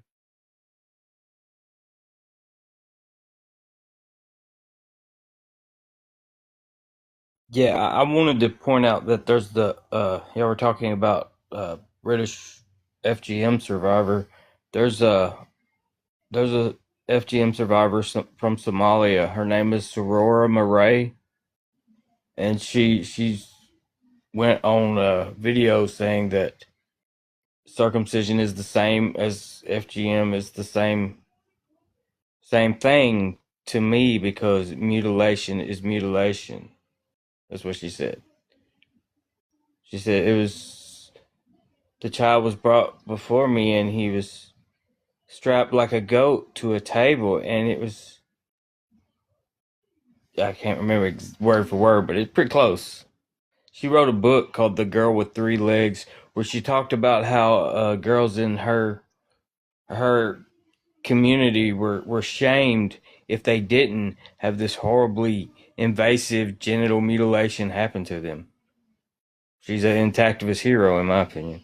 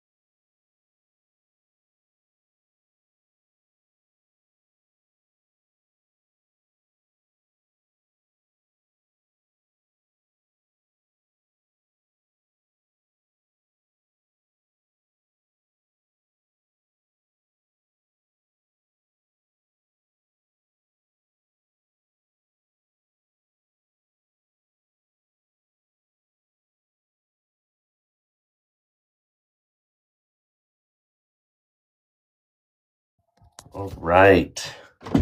Thanks again for holding it down, guys. Again, I'd like to thank. Thanks again for holding it down, guys. I was kind of watching from the other end too. I'd like to thank the inactivist. What's your organizations? Shout out to the organizations that you guys represent. Maybe in a little Bloodstained bit. Men. Oh, go ahead. Sorry. No, I thought no. you guys. Go Yeah, no, ahead, Greg. thank you. I appreciate that. I mean, so Bloodstained Men and Their Friends is one of them. That's the one that where we get out on the streets and protest or demonstrate. That's the one that MK Intact, who's on the panel right now, he's the director of recruiting. And there's a gentleman by the name of Brother K, who's the founder of the organization. He started it way back in the 70s, he and his partner. And then there's also Intact Global.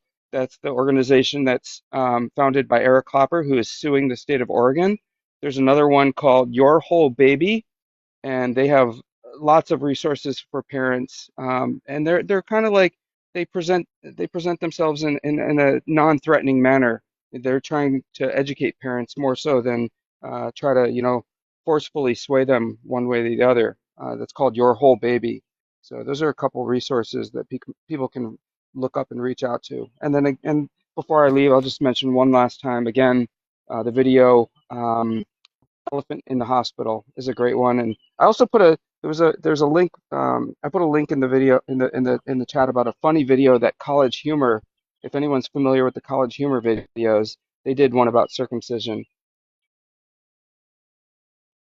While you're talking, after Awesome. I'll find the link and put it back in there because it's only 3.5 minutes long, Awesome. and it's funny, and they in under 4 minutes they completely debunk the all the myth about circumcision. So I'll find it and put it in the chat while you take over.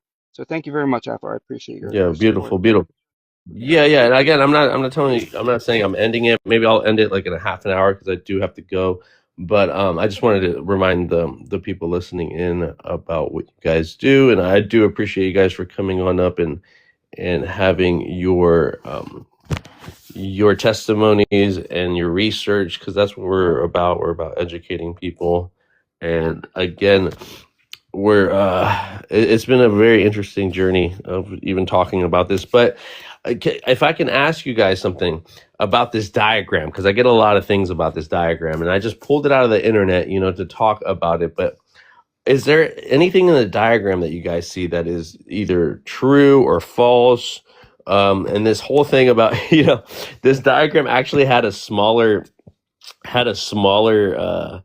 circumcised phallus there, and I had to like enlarge it, give it a little girth, give it a little but I had to do that so that people weren't insecure about their thing. But is there anything in the diagram that you guys can point out that might be either false or true, or your perspective on the diagram alone? And then the big thing about if you get a circumcised, is your thing gonna get smaller? So can you guys answer to those two questions, and Yeah, then no, I'll go from there. I'd actually like to, if you don't mind, Lost. So yeah, the diagram for all practical purposes, yes, it's accurate. Although it's kind of hard to tell, they say a picture's worth 1,000 words. This is not an actual picture of the human body, but it makes an attempt to show, what all the parts are and how they're lost, by circumcision. So for example, like the frenulum's actually on the bottom portion of the penis, and it's not always completely removed when the baby's circumcised, but in most cases it's completely removed, and that's a very sensitive part. And then, as far as the ridge band and the dartos muscle at the tip of the foreskin, those are also incredibly sensitive, thousands and thousands of nerve endings. And, they kind of like didn't really, like you said, you had to enlarge the circumcised one. It's actually still in the diagram. It's still really smaller than it should be. In length it should be equal to the uncircumcised one, because when they remove the skin, that in itself doesn't make the penis shorter. It certainly removes a little bit of the quote unquote girth, at least when the person is not erect. Now, when an uncircumcised person becomes erect, in many cases the foreskin kind of like unfolds and accommodates the increased length of the penis, in which case it almost appears as if he is circumcised. So that's why I said that, a picture's worth 1,000 words. But um, the one thing to mention though is, like, in the glands, the picture of the circumcised man, the glands is now fully exposed, and over time, over weeks and months and essentially years, the glands rubbing against the clothing, the underwear or pants of the man, the boy and the man, it desensitizes it. A process called keratinization happens, where the skin of the glands gets rough and loses sensitivity. So not only have you removed the foreskin, which has all these thousands of nerve endings, you also desensitize the glands. And this contributes to some men having, ED, or not being able to achieve, orgasm, etc., because you make very serious changes to the penis. But in general, though, quite often the length is the same for each. But there are instances where too much skin is removed, and the penis will actually grow. It won't grow to what would have been its full potential. It just isn't there to accommodate the growth. And sometimes the penis will grow crooked to the left or right, etc. And then there's also a condition called buried penis, where the skin doesn't heal properly, and the penis barely protrudes from the boy's abdomen or genital area. So those are some of the complications that can happen. But otherwise, your diagram is somewhat correct. Yeah, and I always had to explain, like, it might be a little exaggerated, and I like to say that even though I went through and made the other one very, a little bit bigger, a little bit to see, it's kind of like a zoom in aspect of what it is. Or we can say that these are both unerect phalluses, and the skin, could come over, the when you're small, you know what I mean? But like you said, Right. when you're fully erect, it might as well be a circumcised penis, because there's no it retracts back. Now, with retracting back, I have heard other people say when they got older, or a lot of this is like a lot of the parents that don't know a lot about that stuff, and don't want that, a lot of neglect happening because they don't want to help the child either wash it out, or they just feel funny about doing all that. So that's why they opt out for the circumcision. But I have heard even parents that are neglectful, and don't get circumcised on their children, and are neglectful and don't show their kids how to retract the foreskin back, and so that you do have all these hygiene issues. But then I've heard on the other side, some people having too tight of a skin, that it was hard for them to pull back. Now, there has been cases where it's like where they had to get circumcised to take some of that relief, or to get some of that relief. And then there has been other issues where, like, they didn't know how to retract it back, or they didn't practice it enough, and it stayed in its it stayed like that. Right. Then I've seen other issues, or I've heard of other issues where the skin, even with a full erect penis, they still have skin that is over it. So they had to Right. retract some of that skin back, not all of it, but some of it, to just be without so much skin at the end of it, fully Right. intact. So here, so I appreciate you bringing those three topics up. So I'll address them one at a time in the order you mentioned them. The first one is hygiene. A misconception is that the foreskin needs to be retracted, like in infants or young children. That's a fallacy, and in fact, it shouldn't be. All parents need to do is just wash what can be seen, and you don't even need to use soap. You just need to rinse the penis with nice warm water. That's all that needs to be done. It will take care of itself. It will cleanse itself. And then over time, as the boy matures, the foreskin will separate from the head of the penis on its own, and it happens at different ages. Sometimes it happens as early as 5, 6, 7, 8. Other times between 10 and 12. Sometimes as late as 16, 17. But ultimately, it will retract by itself. And of course, children being curious, they'll gently tug at it themselves, and they won't do what typically they won't do what causes pain to themselves, so you don't have to worry. So there really is all you have to teach your child to do is just to rinse to clean their body, clean that part of the body just like they would any body part, with soap and water. The second, and forced retraction actually can cause problems like infections and adhesions and all kinds of other things. So, if someone uses hygiene as an excuse, they're really just being lazy. It's because they don't want to take the time to either educate themselves or bathe their child properly or teach their child. It's just laziness. And, 2/3 of the world's men are not circumcised. And we don't hear stories of like mass hygienic issues because they just simply don't exist. It's all a myth. The second thing is you mentioned in some cases, like if the child isn't circumcised, that there can be an issue, when they do become adult where it's hard to pull it back. And yes, that is a true condition. It doesn't happen that often though, and there are devices that can be used to stretch the foreskin, and then you can also use steroid creams. And these are steps that are often taken, for example, in Europe before the last the last ditch effort, which is circumcision, is performed. Whereas in America, because circumcision is the norm, if a parent chooses not to circumcise their son and the child has problems with it, then the doctors are very quick to just suggest circumcision, just because in many cases they just don't even know any better. So that addresses the first two topics. And then the third one, yes, there are some men who are intact, and when they get erect, the foreskin still covers a portion of the head of their penis. And in that case, they can retract it if they want. They don't have to. Whether they're having solo intimate relations or relations with someone else, it doesn't matter. I've seen every shape, size, and color you can possibly imagine, and men do can do whatever they want with their package, and I've never heard of an instance where it can cause a problem using condoms either. So there's really no justifiable reason to perform an unnecessary surgery on an infant. Hope that answers those three questions. Yes, it really does. Thank you for that insight. Because I'm hearing different testimonies, and I'm taking it all into regard because me as well. I didn't have that issue, but hearing other people having that issue and not being able to give them the right type of advice, in that sense. So that's good to hear. So I can move forward because I tend to give people advice by sharing all these different types of scenarios or testimonies that I've heard, Right.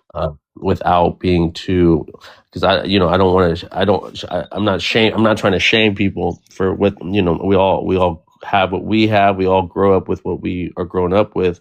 So I do want people to feel vulnerable enough to come up and give those testimonies without being shamed. Another aspect of shaming, now that we're talking about shaming, is a lot of young boys talking about getting it clipped because of the pressures out there of like the bad experiences with women shaming them for having it, whether it's a turtleneck, whether it's this blue cheese talk, smegma, and all these things, like, or even like a locker boy conversation with other boys, you end up finding out people do it out of pressure because they feel left out, and it is Right. very sad. Right. And that's and Very, very that's sad. yeah, and it's very unfortunate, but you're right. That's human nature. And we have in America there's this superstition. Circumcision is really like a superstition. It's an irrational belief about due to a fear of the unknown. And you mentioned smegma. Smegma is really just dead skin cells and oil that the body secretes, and it occurs in other parts of or other areas of your body, like in your underarms, between your toes, etc. And women actually produce like 5 to 10 times more smegma than men do. And you don't hear men shaming women. I mean, sometimes you do, but you don't hear, men calling women disgusting because you have smegma, blah, blah, blah. It's really, unfortunately, a one-sided topic. But with the rate of circumcision in America dropping below 50% right now, the tides are going to turn, and eventually those men that are circumcised are going to be the ones that are laughed at and teased in the locker rooms, just like takes place in Europe right now. There's a show in Europe. It ran for quite a few years. It's not running anymore, but it was called Naked Attraction, where they would have like six men that were nude, and they were concealed behind like an opaque tube, and there was a woman, and the tube would slowly rise, and she would just get to see parts of their body one segment at a time, starting first with their feet and knees, and then it would go up to their hips, and then up to their armpits, etc. And these people were completely naked, and all of them were uncut. They were all uncircumcised, and it was no big deal. And once in a while, there was a man there who was circumcised, And quite often, they would talk about it because it's so unusual there. So, I never want to see circumcised boys get teased in the locker rooms in America, but unfortunately, that probably will happen someday. And 50 years from now, there are going to be TikTok lives where people are going to be talking about how it's not fair to tease the circumcised boys in the locker room. So that's the reality of it. Right, right. And that's why I do feel good, giving advice. Like, don't worry about it, man. And give them my perspective, or you know, there's plenty of fishes in the sea. There's plenty of other women that are going to see it differently. So Exactly. just keep Yep. keep trying. Yeah. Keep. If a woman Yeah, Yeah. if a woman doesn't want to be with you because you're uncircumcised, and she's probably not the kind of woman you want to be with to begin with, And Right. we don't, if your baby has, red hair or a big nose, we don't dye their hair to prevent them from getting teased. We don't give them a nose job at birth to prevent them from getting teased. So why on earth should we remove healthy body parts from them to prevent them from getting teased? Hey, I just want to mention one thing, Afro. I put it in the chat. And again, I can't express my gratitude enough to you for doing what you're doing. This is really amazing. There's a book, and it's called The Final Cut by Jonathan Meddings, and it's the best book about circumcision I've ever read. It's not very long. He wrote over 100 medical papers, and he just very objectively and scientifically talks about every single myth or claimed benefit, and he debunks every single one of them. He also talks about religion and culture and everything, African HIV studies, you name it, he talks about it all in his book. And it's just a great resource material for anyone that wants to host lives about circumcision. I've mentioned it before. People have bought it. I've bought it for them. I'd be more than glad to send you a copy. All you have to do is DM me your address and I'll send you a copy. I have multiple copies. It's called The Truth About Circumcision by Jonathan Meddings, and it's the best book I've read so far on the topic. Awesome, awesome. Thank you You're for that. welcome. Appreciate it. Yep. We do have a new guest on the panel. A first woman on the panel. Hi. Thank you for Hi. having me. I want to say thank you for even talking about this. This is a topic I have no experience in. So when I heard you say things like some kids that are little, they get shamed for this and then they want to get it, go get the surgery for some reason. I think that's so ridiculous because genuinely, I don't see any benefit that this ever could have to a person. And when I think about female circumcision, that's outlawed and like there's no reason why it would happen. In other countries, it happens because they want to suppress the sensitivity for the women. And I'm guessing it does the same thing for men, right? So the only benefit that I can think is control over men so that you kind of essentially neuter them for the rest of their life, right? So they don't have as much sensitivity as someone else would. So just the fact that you have this control over another person's life when they're even a child makes no sense to me. And I don't know why anyone would ever agree to this, even for religious reasons. Right, right. Yeah, it's quite the interesting. Yeah, it's very curious about why people do what they do, and we come to find out it's for a number of different factors, from societal pressures to religious reasons to aesthetic reasons to X, Y, and Z. So it is very interesting to hear. Right. I have All just a little story about me. I have a baby. But when he was born to a Jewish family on my father's side. So like technically we're not fully Jewish, right? Because I'm not a Jewish mother. So we had the choice whether we go to the rabbi and we have the whole procedure done, but I was super against it. But just because I spoke up against it, everybody on like both sides of the family were like kind of ornery about it because they were saying that I'm going against like teachings and I'm going against God, and then they put that whole pressure on me. And I was thinking, why is this affecting this child that's being born into this world that's not even gonna have a choice in this? Maybe if they're gonna grow up eventually, they'll have the choice where they think about it. But right now, my child doesn't have any autonomy at all to like think about this even. So I think it's so ridiculous that in 2026 this is still happening. I'm very interested to hear you guys' perspective about whose choice is it usually, because I've heard it's usually the mother's choice, right? Whether the procedure gets done or not. And I'm sorry you had to go through that kind of shaming process when you decided, but from different cultures, I hear different things. But what have you guys heard that is predominantly the one? I would think it's I would think it's the baby's choice, obviously, but It should but let's just be, say in the yeah. in the parent dynamic, what have you guys heard? There's an open panel, by the way. MK, do you want to take that, or you want me to answer it? Yeah, so the hospitals typically defer to whatever the mother wants. It's just the way our medical system works. Um, but I mean, a lot of times it's the father pushing for it. Um,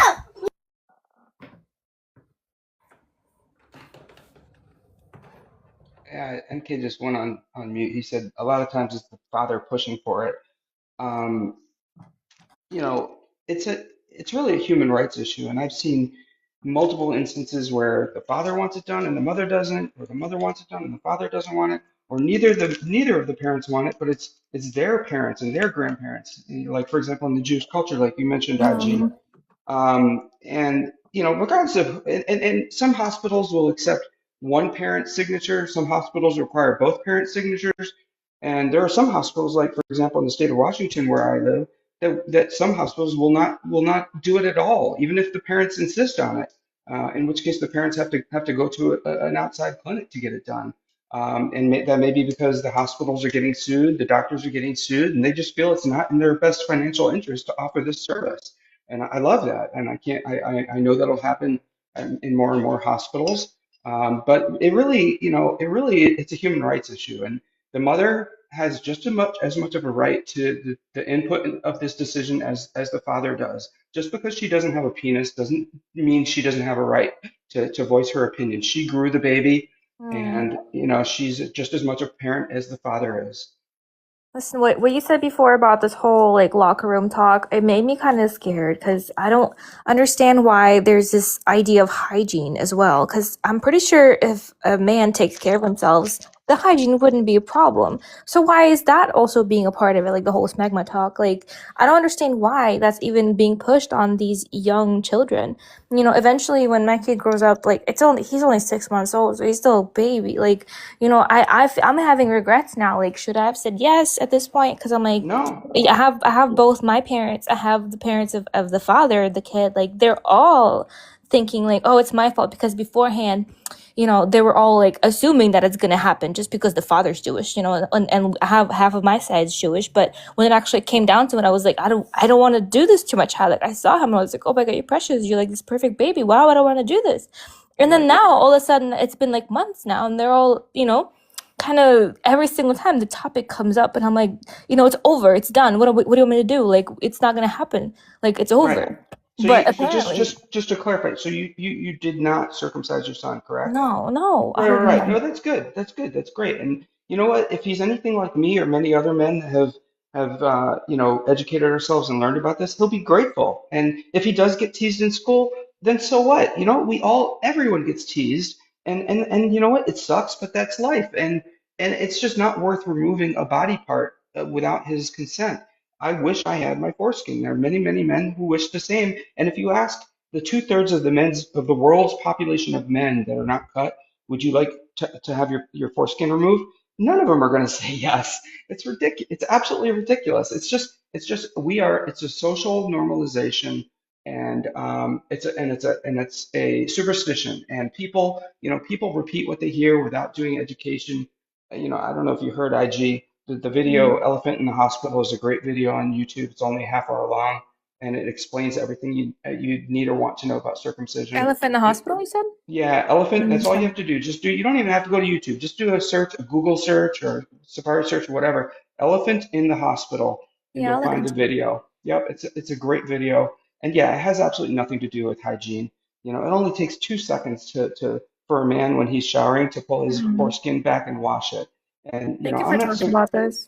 yeah, yeah, no, of course. And I'm not suggesting, and I just also want to mention one other thing, Afro, regarding the diagram. I forgot to mention this, but the diagram on the left side, it shows like a zigzag line between, the inner and outer foreskin, etc. And that, I mean, obviously we don't have zigzag lines on our penis, and so it's really hard to understand what they're trying to portray there. Okay, because the foreskin, that's kind of like if you were to cut it and unfold it, etc. But the one on the right, where it shows the shaft, the scar, the inner foreskin, and the gland, that's exactly the way a circumcised penis looks. You can see the scar, you can see the difference in color between those different zones. And if you look at a man, like Caucasian men, you may not be able to notice it as easily as you would, for example, an Indian man, someone from India who's very dark skinned. In some cases, they have like two-tone penises. It's like the shaft of their penis close to their body is brown, and then from the circumcised area, it's all like bright pink. It looks ridiculous. So, that's also part of the reason, perhaps in America, why we've allowed this to occur, is because when men grow up, you can't, if you look at them and they're circumcised, you don't, it doesn't, it's not blatantly obvious that skin was removed, but for men in other parts of the world, it looks like they've, had an accident and had skin grafts. So anyway, back to you, IG, or Yeah, Pablo. I'm gonna say that that's absolute brutality, and that's so cruel, and that's not okay to do to anyone, especially when they're a child, a baby who has no autonomy to their body, like at all. They can't do anything. They can't walk. They can't feed themselves. Nothing. And you're putting them through this. Eventually, they don't even understand what this does to them. And the worst part is, I don't know about these lines that you were talking about on the left there. I'm guessing all of these different parts, they have feelings, they have sensation. Totally. They have so many things that like eventually wouldn't be there. So you're doing this to a child that wouldn't even be able to develop those things in the future. I couldn't imagine if a child grows up with foreskin and then it decides to cut it off because of some whatever reason, because maybe people are making fun of them, or oh my god, you were talking about how women shame men for having foreskin, and like the turtle thing, like that is so for me, when I think about that, I'm like, that's the same thing as body shaming a woman. You're doing the same thing. You're doing it back and forth. So to imagine that like a man would would want to cut, I couldn't even imagine that. Like, why would You're you? right. It's IG. You're absolutely right. It's a double standard. There was a Sex in the City issue or episode where they talked about circumcision. There was, I can't remember which actress it was, Charlotte or who, but somebody was dating a guy that wasn't circumcised, and they were making fun of his anteater penis, blah blah blah, whatever, and he got circumcised. And they didn't really portray both sides of the issue fairly or evenly. But yeah, it's body shaming. It'd be like it's no different than if men were saying like, "Oh, I don't want to date a girl who's got tiny boobs. That's ugly. That's disgusting." Or a woman who has like her lips, her lips hang down below her, her mound or whatever. That's disgusting. She should get that shit cut off. I mean, yeah, women wouldn't tolerate that crap. So why should we tolerate that?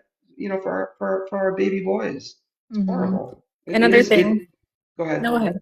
Sorry, I just want to add to that. There was also something called a wife stitch. Like after you give birth, Yes. a husband can ask to like, hey, can you stitch her up? Like after you give birth to like a baby, they want you to get tighter, and it's like, dude, this is not where we're going. No. No, you're absolutely right. It's horrible. But I do want to say thank you so much for talking about this, because this is so relevant to me, and I'm sure so many women out there don't even. I haven't even thought about this until the day actually came. Like I was just like, all right, like I'll decide in the moment, because it's such a small thing. But then when it actually came down to it, I was like, wait, I didn't think about this like at all. I didn't even think that this could be a possibility. Like, how would this affect my child? Because everyone that I ever talked to about this were like, this is have to do part of religion. Like that's what they were talking about. They didn't mention anything else, like how this would actually affect the person. So as soon as you start talking about circumcision, it's such a like touchy subject. And also another weird thing I find in public media, you look at, I forgot her name, but there's a celebrity that had like a facial cream that used Sandra Bullock. Sandra Bullock. How come it's okay for her to go on live television and talk about a cream that uses foreskin from some babies? You don't even know who they are, where they're from, and all of a sudden, like, from Korea. Yeah, but like you don't know who these people are. These are people, that you took it from. Nobody talks about that. It's a part of the body. Nobody talks about that they have a right to their body parts. Like, it's crazy. It's happening still right now, and it's a fad, and nobody wants to talk about how horrible it is. Except for you guys, which I'm really You're right. thankful. It's a multi-million-dollar industry. Sandra Bullock, she was interviewed and she admitted, I can't remember whose show she was on, but she admitted that she uses a I think face it was cream Ellen. made from Ellen, right, exactly, Ellen DeGeneres, that she uses a face cream made from foreskins, and you can still buy that face cream. All you have to do is go on the internet and look up foreskin face cream. And you're right. It's like, whose body, whose choice. Women have been arguing it's their body, their choice, and we should extend the same rights to baby boys as well.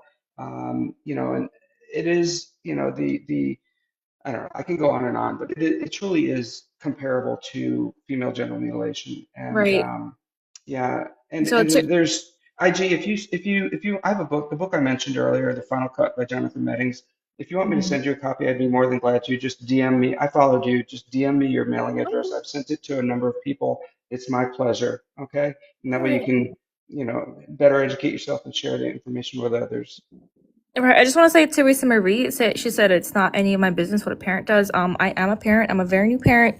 Just recently got my own baby out here in the world, so that's why it's very relevant to me. I think that's why it kind of popped up on my For You page because I was just scrolling, and this is a topic that I've been talking about a lot, and I'm genuinely nervous if I made Yeah, the right or the wrong decision. That's yeah, why I. you made the right decision. You mentioned religion as well. We have in America, we greatly value freedom of religion, but there's another aspect to it. It's called freedom from religion. So yes, Mm. you have every right to practice whatever religion you want, but that doesn't give you the right to carve your religion into a baby boy that can't defend himself. Exactly. I was wondering, like, at which point is it my choice or is it their choice? Because as a mother, I'm thinking, okay, this is my baby. I just gave birth to it. So why all of a sudden all these doctors coming in here talking about like, okay, we're snipping it or we're not? It's like, dude, at last second I'm allowed to say no. At last second I'm allowed to say, no, what, never mind. We're not doing this anymore. I think I think it's really up to me to defend my own kin and make sure they're going to be okay in the future, like as a parent. So I think everyone should be talking about this. It's not being talked enough about. And the idea that whenever this does happen, it's really more about neutralizing the man, like for the future, I think has nothing to do with hygiene. I think it has nothing to do with whatever religious things they want to talk about. It's more about neutralizing, making sure the person is not sensitive, just how they do to other women circumcisions in other countries, like in Africa. They circumcise them to make sure they don't have any sensitivity over there. So I think it's more about control rather than hygiene or religious effects. And I don't think that's right. It should not be allowed at all. No, yeah, you're absolutely right. And part of the reason it was done years ago in America at least, was to prevent masturbation, which some doctors and scientists thought led to things like syphilis. So yeah, there are a million reasons why it's done, and no matter how you look at it, they're all medically unnecessary, and it's genital mutilation, period, the end. All right. Well, thank you guys so much for talking about this. Yeah, I'm gonna head thank out. you. Thank you. All right, take care. Yeah, Afro, I gotta go too, but thank you so much. You do wonderful work, and I will support you uh, forever.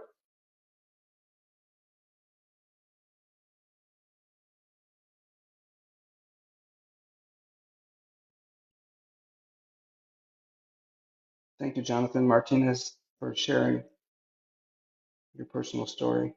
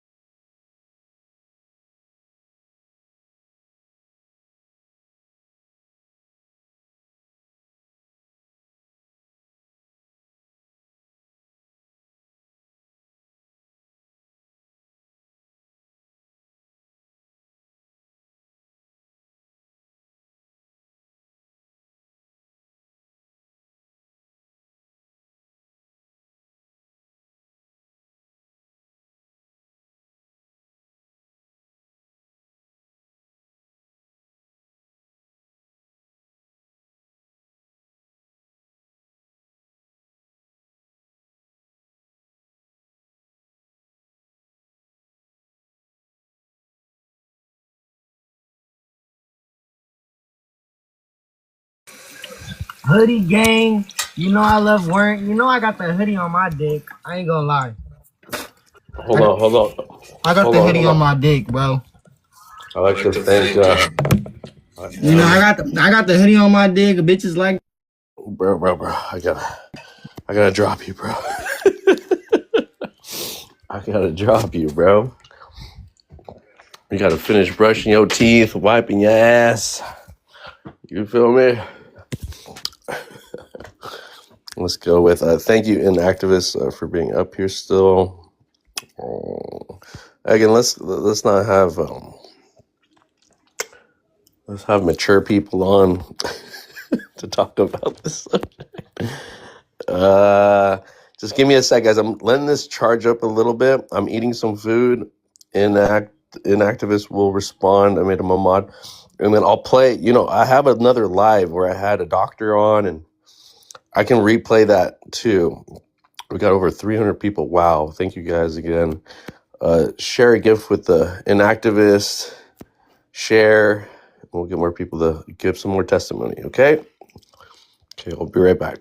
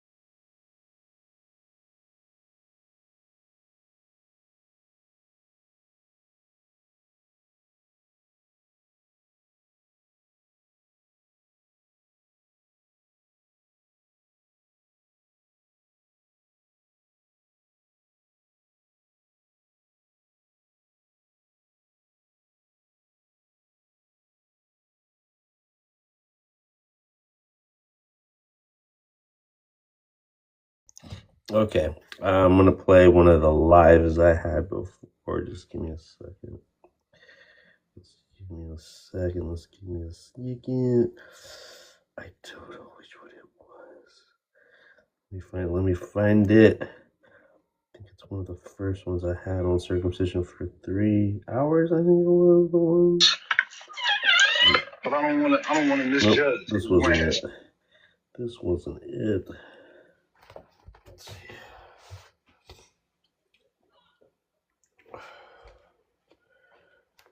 It was this one.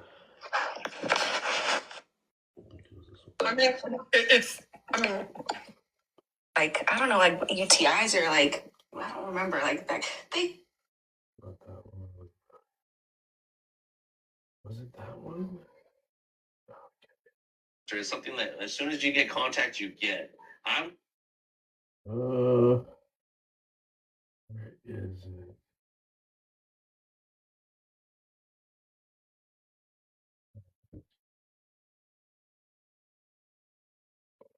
Example. Shit here, like how to court a woman. When it comes to that, if that makes sense. My brother, ¿cómo estamos, hermano? Line, you know, we have a bunch of females and they like your bloodline. So I didn't catch exactly. They're all going to get impatient. I agree with it in that, but we also have it's kind of like With an erect or a toilet to be clean. Around having problems, can then that's where I see it as okay, you can. We all know this. No. A lot different than more sense to me the more I thought about it. That it's like, you know, like I was raised in Christianity and indoctrinated into that, whatever. And it's kind of the opposite, you know, it's not taken like seriously, you know. Like in Kikuyu culture, we don't celebrate those holidays. We don't celebrate birthdays, you know. We don't count numbers in full, you know, like there's actually 10 clans, but we'll say there's 9, you know, or if you say like what year, how old you are, you might say like 1 year younger. And it's for the purpose of like things never ending, you know, that kind of like always has been, always will be type of thing. But the more I thought about it, the more it made sense to me, because it's like you're not raising them up in the sense of like, you know, this is all there is to life and that type of thing. Where a lot of people, including myself, experienced that growing up, you know, at the behest of my parents with religious indoctrination. So I call it the reverse Rumspringa. Okay. Gotcha. I do see in the comments, some guy said, Jesus is God, said this might be Timmy, but I'm getting snipped next month for medical necessity. Again, good luck with that. And again, we're not here to tell you to do it or not do it. Especially if it's for a medical necessity, we obviously know that there are some medical things, you know, or like what do you call it? We're just saying don't do it for aesthetic reasons, you know. If it's something that's going to harm you in the future or preventable, I don't know all those different things, but don't do it for aesthetics purposes. Don't do it for this guy that said I don't want to grow cheese on my tip. You know, a lot of people think that you can't. Like, we were listening to mothers actually talk about this, how they didn't want to deal with their sons' genitals. Like as they grew up, they just didn't trust their own sons cleaning their stuff. And you know, when you're a kid, you don't, you know, it's something that you have to be taught, you know, and about hygiene and stuff like that. And a lot of mothers were honest about not wanting to, you know, to put up with that. So they just rather snip it, you know. So I really appreciate those mothers that were honest about that. But it also shows how we all need to pay more attention to our little boys, you know, and if we really do care about them, that we should be there to help them clean, teach them how to clean. And if that's really what you're just scared of, you're scared of that turtleneck, you're scared of something that looks ugly.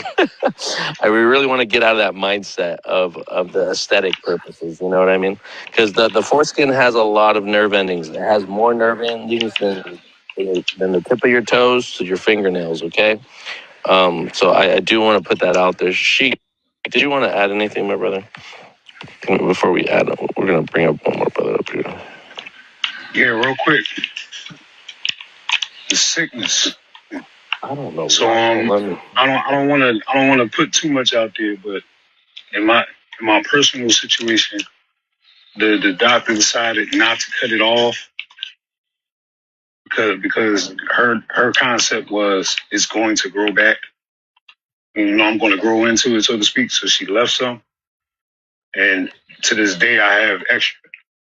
But my son had to experience the same thing because he had the same issue as me, and his mother, not understanding what my mother understood. His mother thought it would be good to wait until after he turned a year to remove what was left. And I fought her tooth and nail not to do it. Oh, wow. So medical necessity, because of her pressing the issue, medically he had to have a little more removed, but still had to leave some there. And my son complains about it to this day. He has a problem with his mother because of the decision she made. Because he was conscious of what was going on while it was happening. Wow, that's It's interesting. insane. But like the guy was saying, from his culture, in his culture, it's a rite of passage, right? Right. So if it's a rite of passage in his culture, and the ideology of the colonists is that, hey, we need to cut that off. There's no use for it. Who's to say that that might have been their specific cultural idea when it came to that? Just like we discovered that they mistranslated the Torah. Exactly.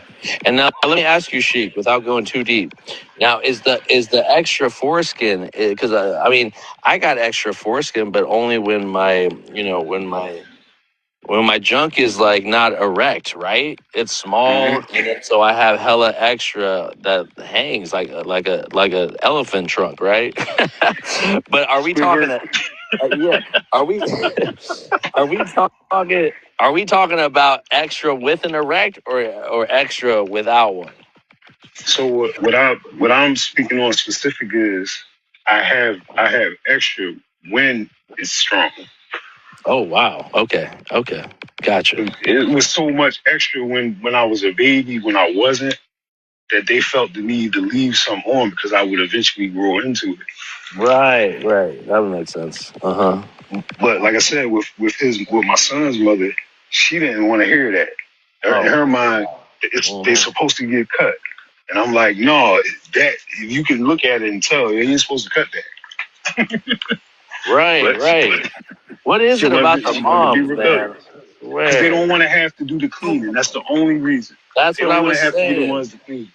That's what I was saying, Sheik. And we gotta be more aware that. Hey, guy, relax. I gotta drop you. Sorry. You're not ready. What was he talking about? He was talking about his penis. He just couldn't talk about it. He was too a little self-conscious, I guess. Dude, Sheik, exactly, my brother. I'm happy you brought up that example because we had plenty of those examples. Why is my dick? Oh, I don't know why your dick is so small, bro, but you got to get up out of here. You feel me? Anyways, I got to stop letting these randos come in. But yeah, Sheik, that's okay. We're going to say this again, guys. Don't do it out of aesthetics, okay? Or out of your laziness to wash your own child's. This goes for men and women, fathers and mothers. If you don't want to deal with your son, maybe he needs a little teaching about how to clean, and maybe you have to be a little more aware, a little more attentive, to his needs, his hygiene, and that is gonna, just like you show a kid how to ride a bike, you gotta put on the training wheels first, he's got to fall a couple times, and then he'll be good on his own without the training wheels. So it's the same shit. You just got to be patient. You guys got to be patient, man. But again, like my brother Mateo was saying too, there are calls of action because of what was it called? What was it called, Mateo? Like your manhood. What is it called? God damn it, I forgot. Rite of passage. Rite of passage. Thank you, my brothers. There are rite of passage about what manhood is and the next level of the things, and it's different than the circumcisions that are in the hospital. We do have to reiterate that again, and understand it as well, and not put it all in the same boat. With that, my brothers, thank you, Sheik, and thank you, Mateo, for those inputs. Let's go ahead and move on to our next. Our new panelist here, I can't pronounce that. Linhei. Welcome up, brother. Can you introduce yourself, brother? Can you let us know if you Hoodie or not? Yeah, you had it. You almost had it. My name is Lenjaman. Oh, okay, awesome. Welcome to the panel. Yeah, Lenja is a particular tribe in Southern Africa, and I like this topic. I really love it. Awesome. Bro. So growing up as a young man, I had a friend. His name was Jeffrey, and Jeffrey came from a different tribe that used to believe in circumcision. My father never believed it, and my people never believed in that. So we're Africans. We're in Southern Africa. So I'm now 15. He told me, say, hey man, I got my thing chopped up. You want to do that? So I told my dad said, no. Don't do that. My father was a very controversial man, biblically, historically, and everything. I could write a book about my father. I love him. But anyways, so I go to the hospital. We had good Medicare and all that stuff. My father worked for the largest copper mines in the world. And we went over there and I say, oh, can I get my thing chopped off? My father already told the doctor, say, man, that little fucker is gonna come and try to get this shit chopped off. Don't chop it off. So months later, I go to my village to see my grandfather, the man that bought my father, and he told me, say, you don't need to chop that off. That's a protection. Don't be listening to these white folks. That thing has a protection for a reason. Why you want to take it off? Would you like to take your eyelid off too? I learned a lot. You know, they sat me down and I said, man, and I don't mean to be racist or anything. I know maybe the panel is full of white folks or whatever, but they told me, say, white folks sometimes get things wrong. I'm talking about my grandfather who died at 107 years old. He told me, say, hey man, white people get things wrong. They're not all right all the time. Don't cut that thing off. Leave it like that. It's the reason for that. So we Yes, left brother. it.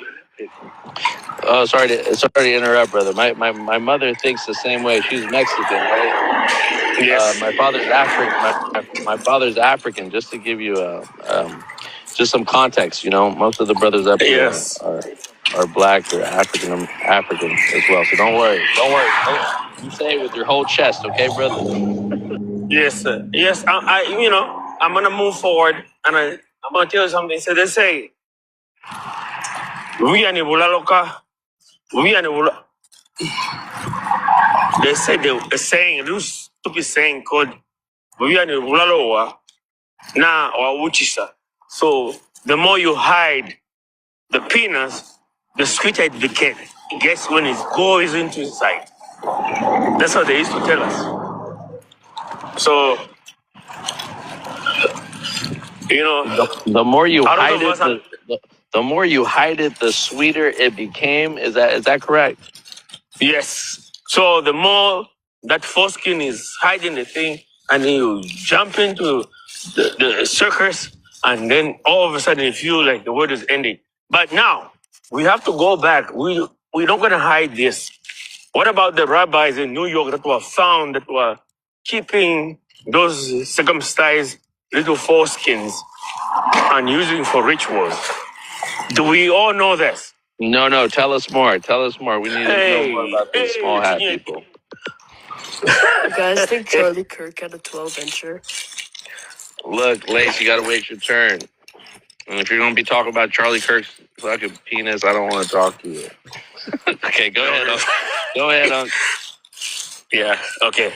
So there was a basement that was raided in New York by accident. New York police was not supposed to raid that place. The system is corrupt. No way. Oh, we got a violation for harassment and bullying. Oh no. We got my violation, guys. I'm gonna have to restart it, or I'm gonna have to come back a little later. Guys, follow me back, and we'll come back, okay? Because I can't get another restriction, or my account's gonna be banned.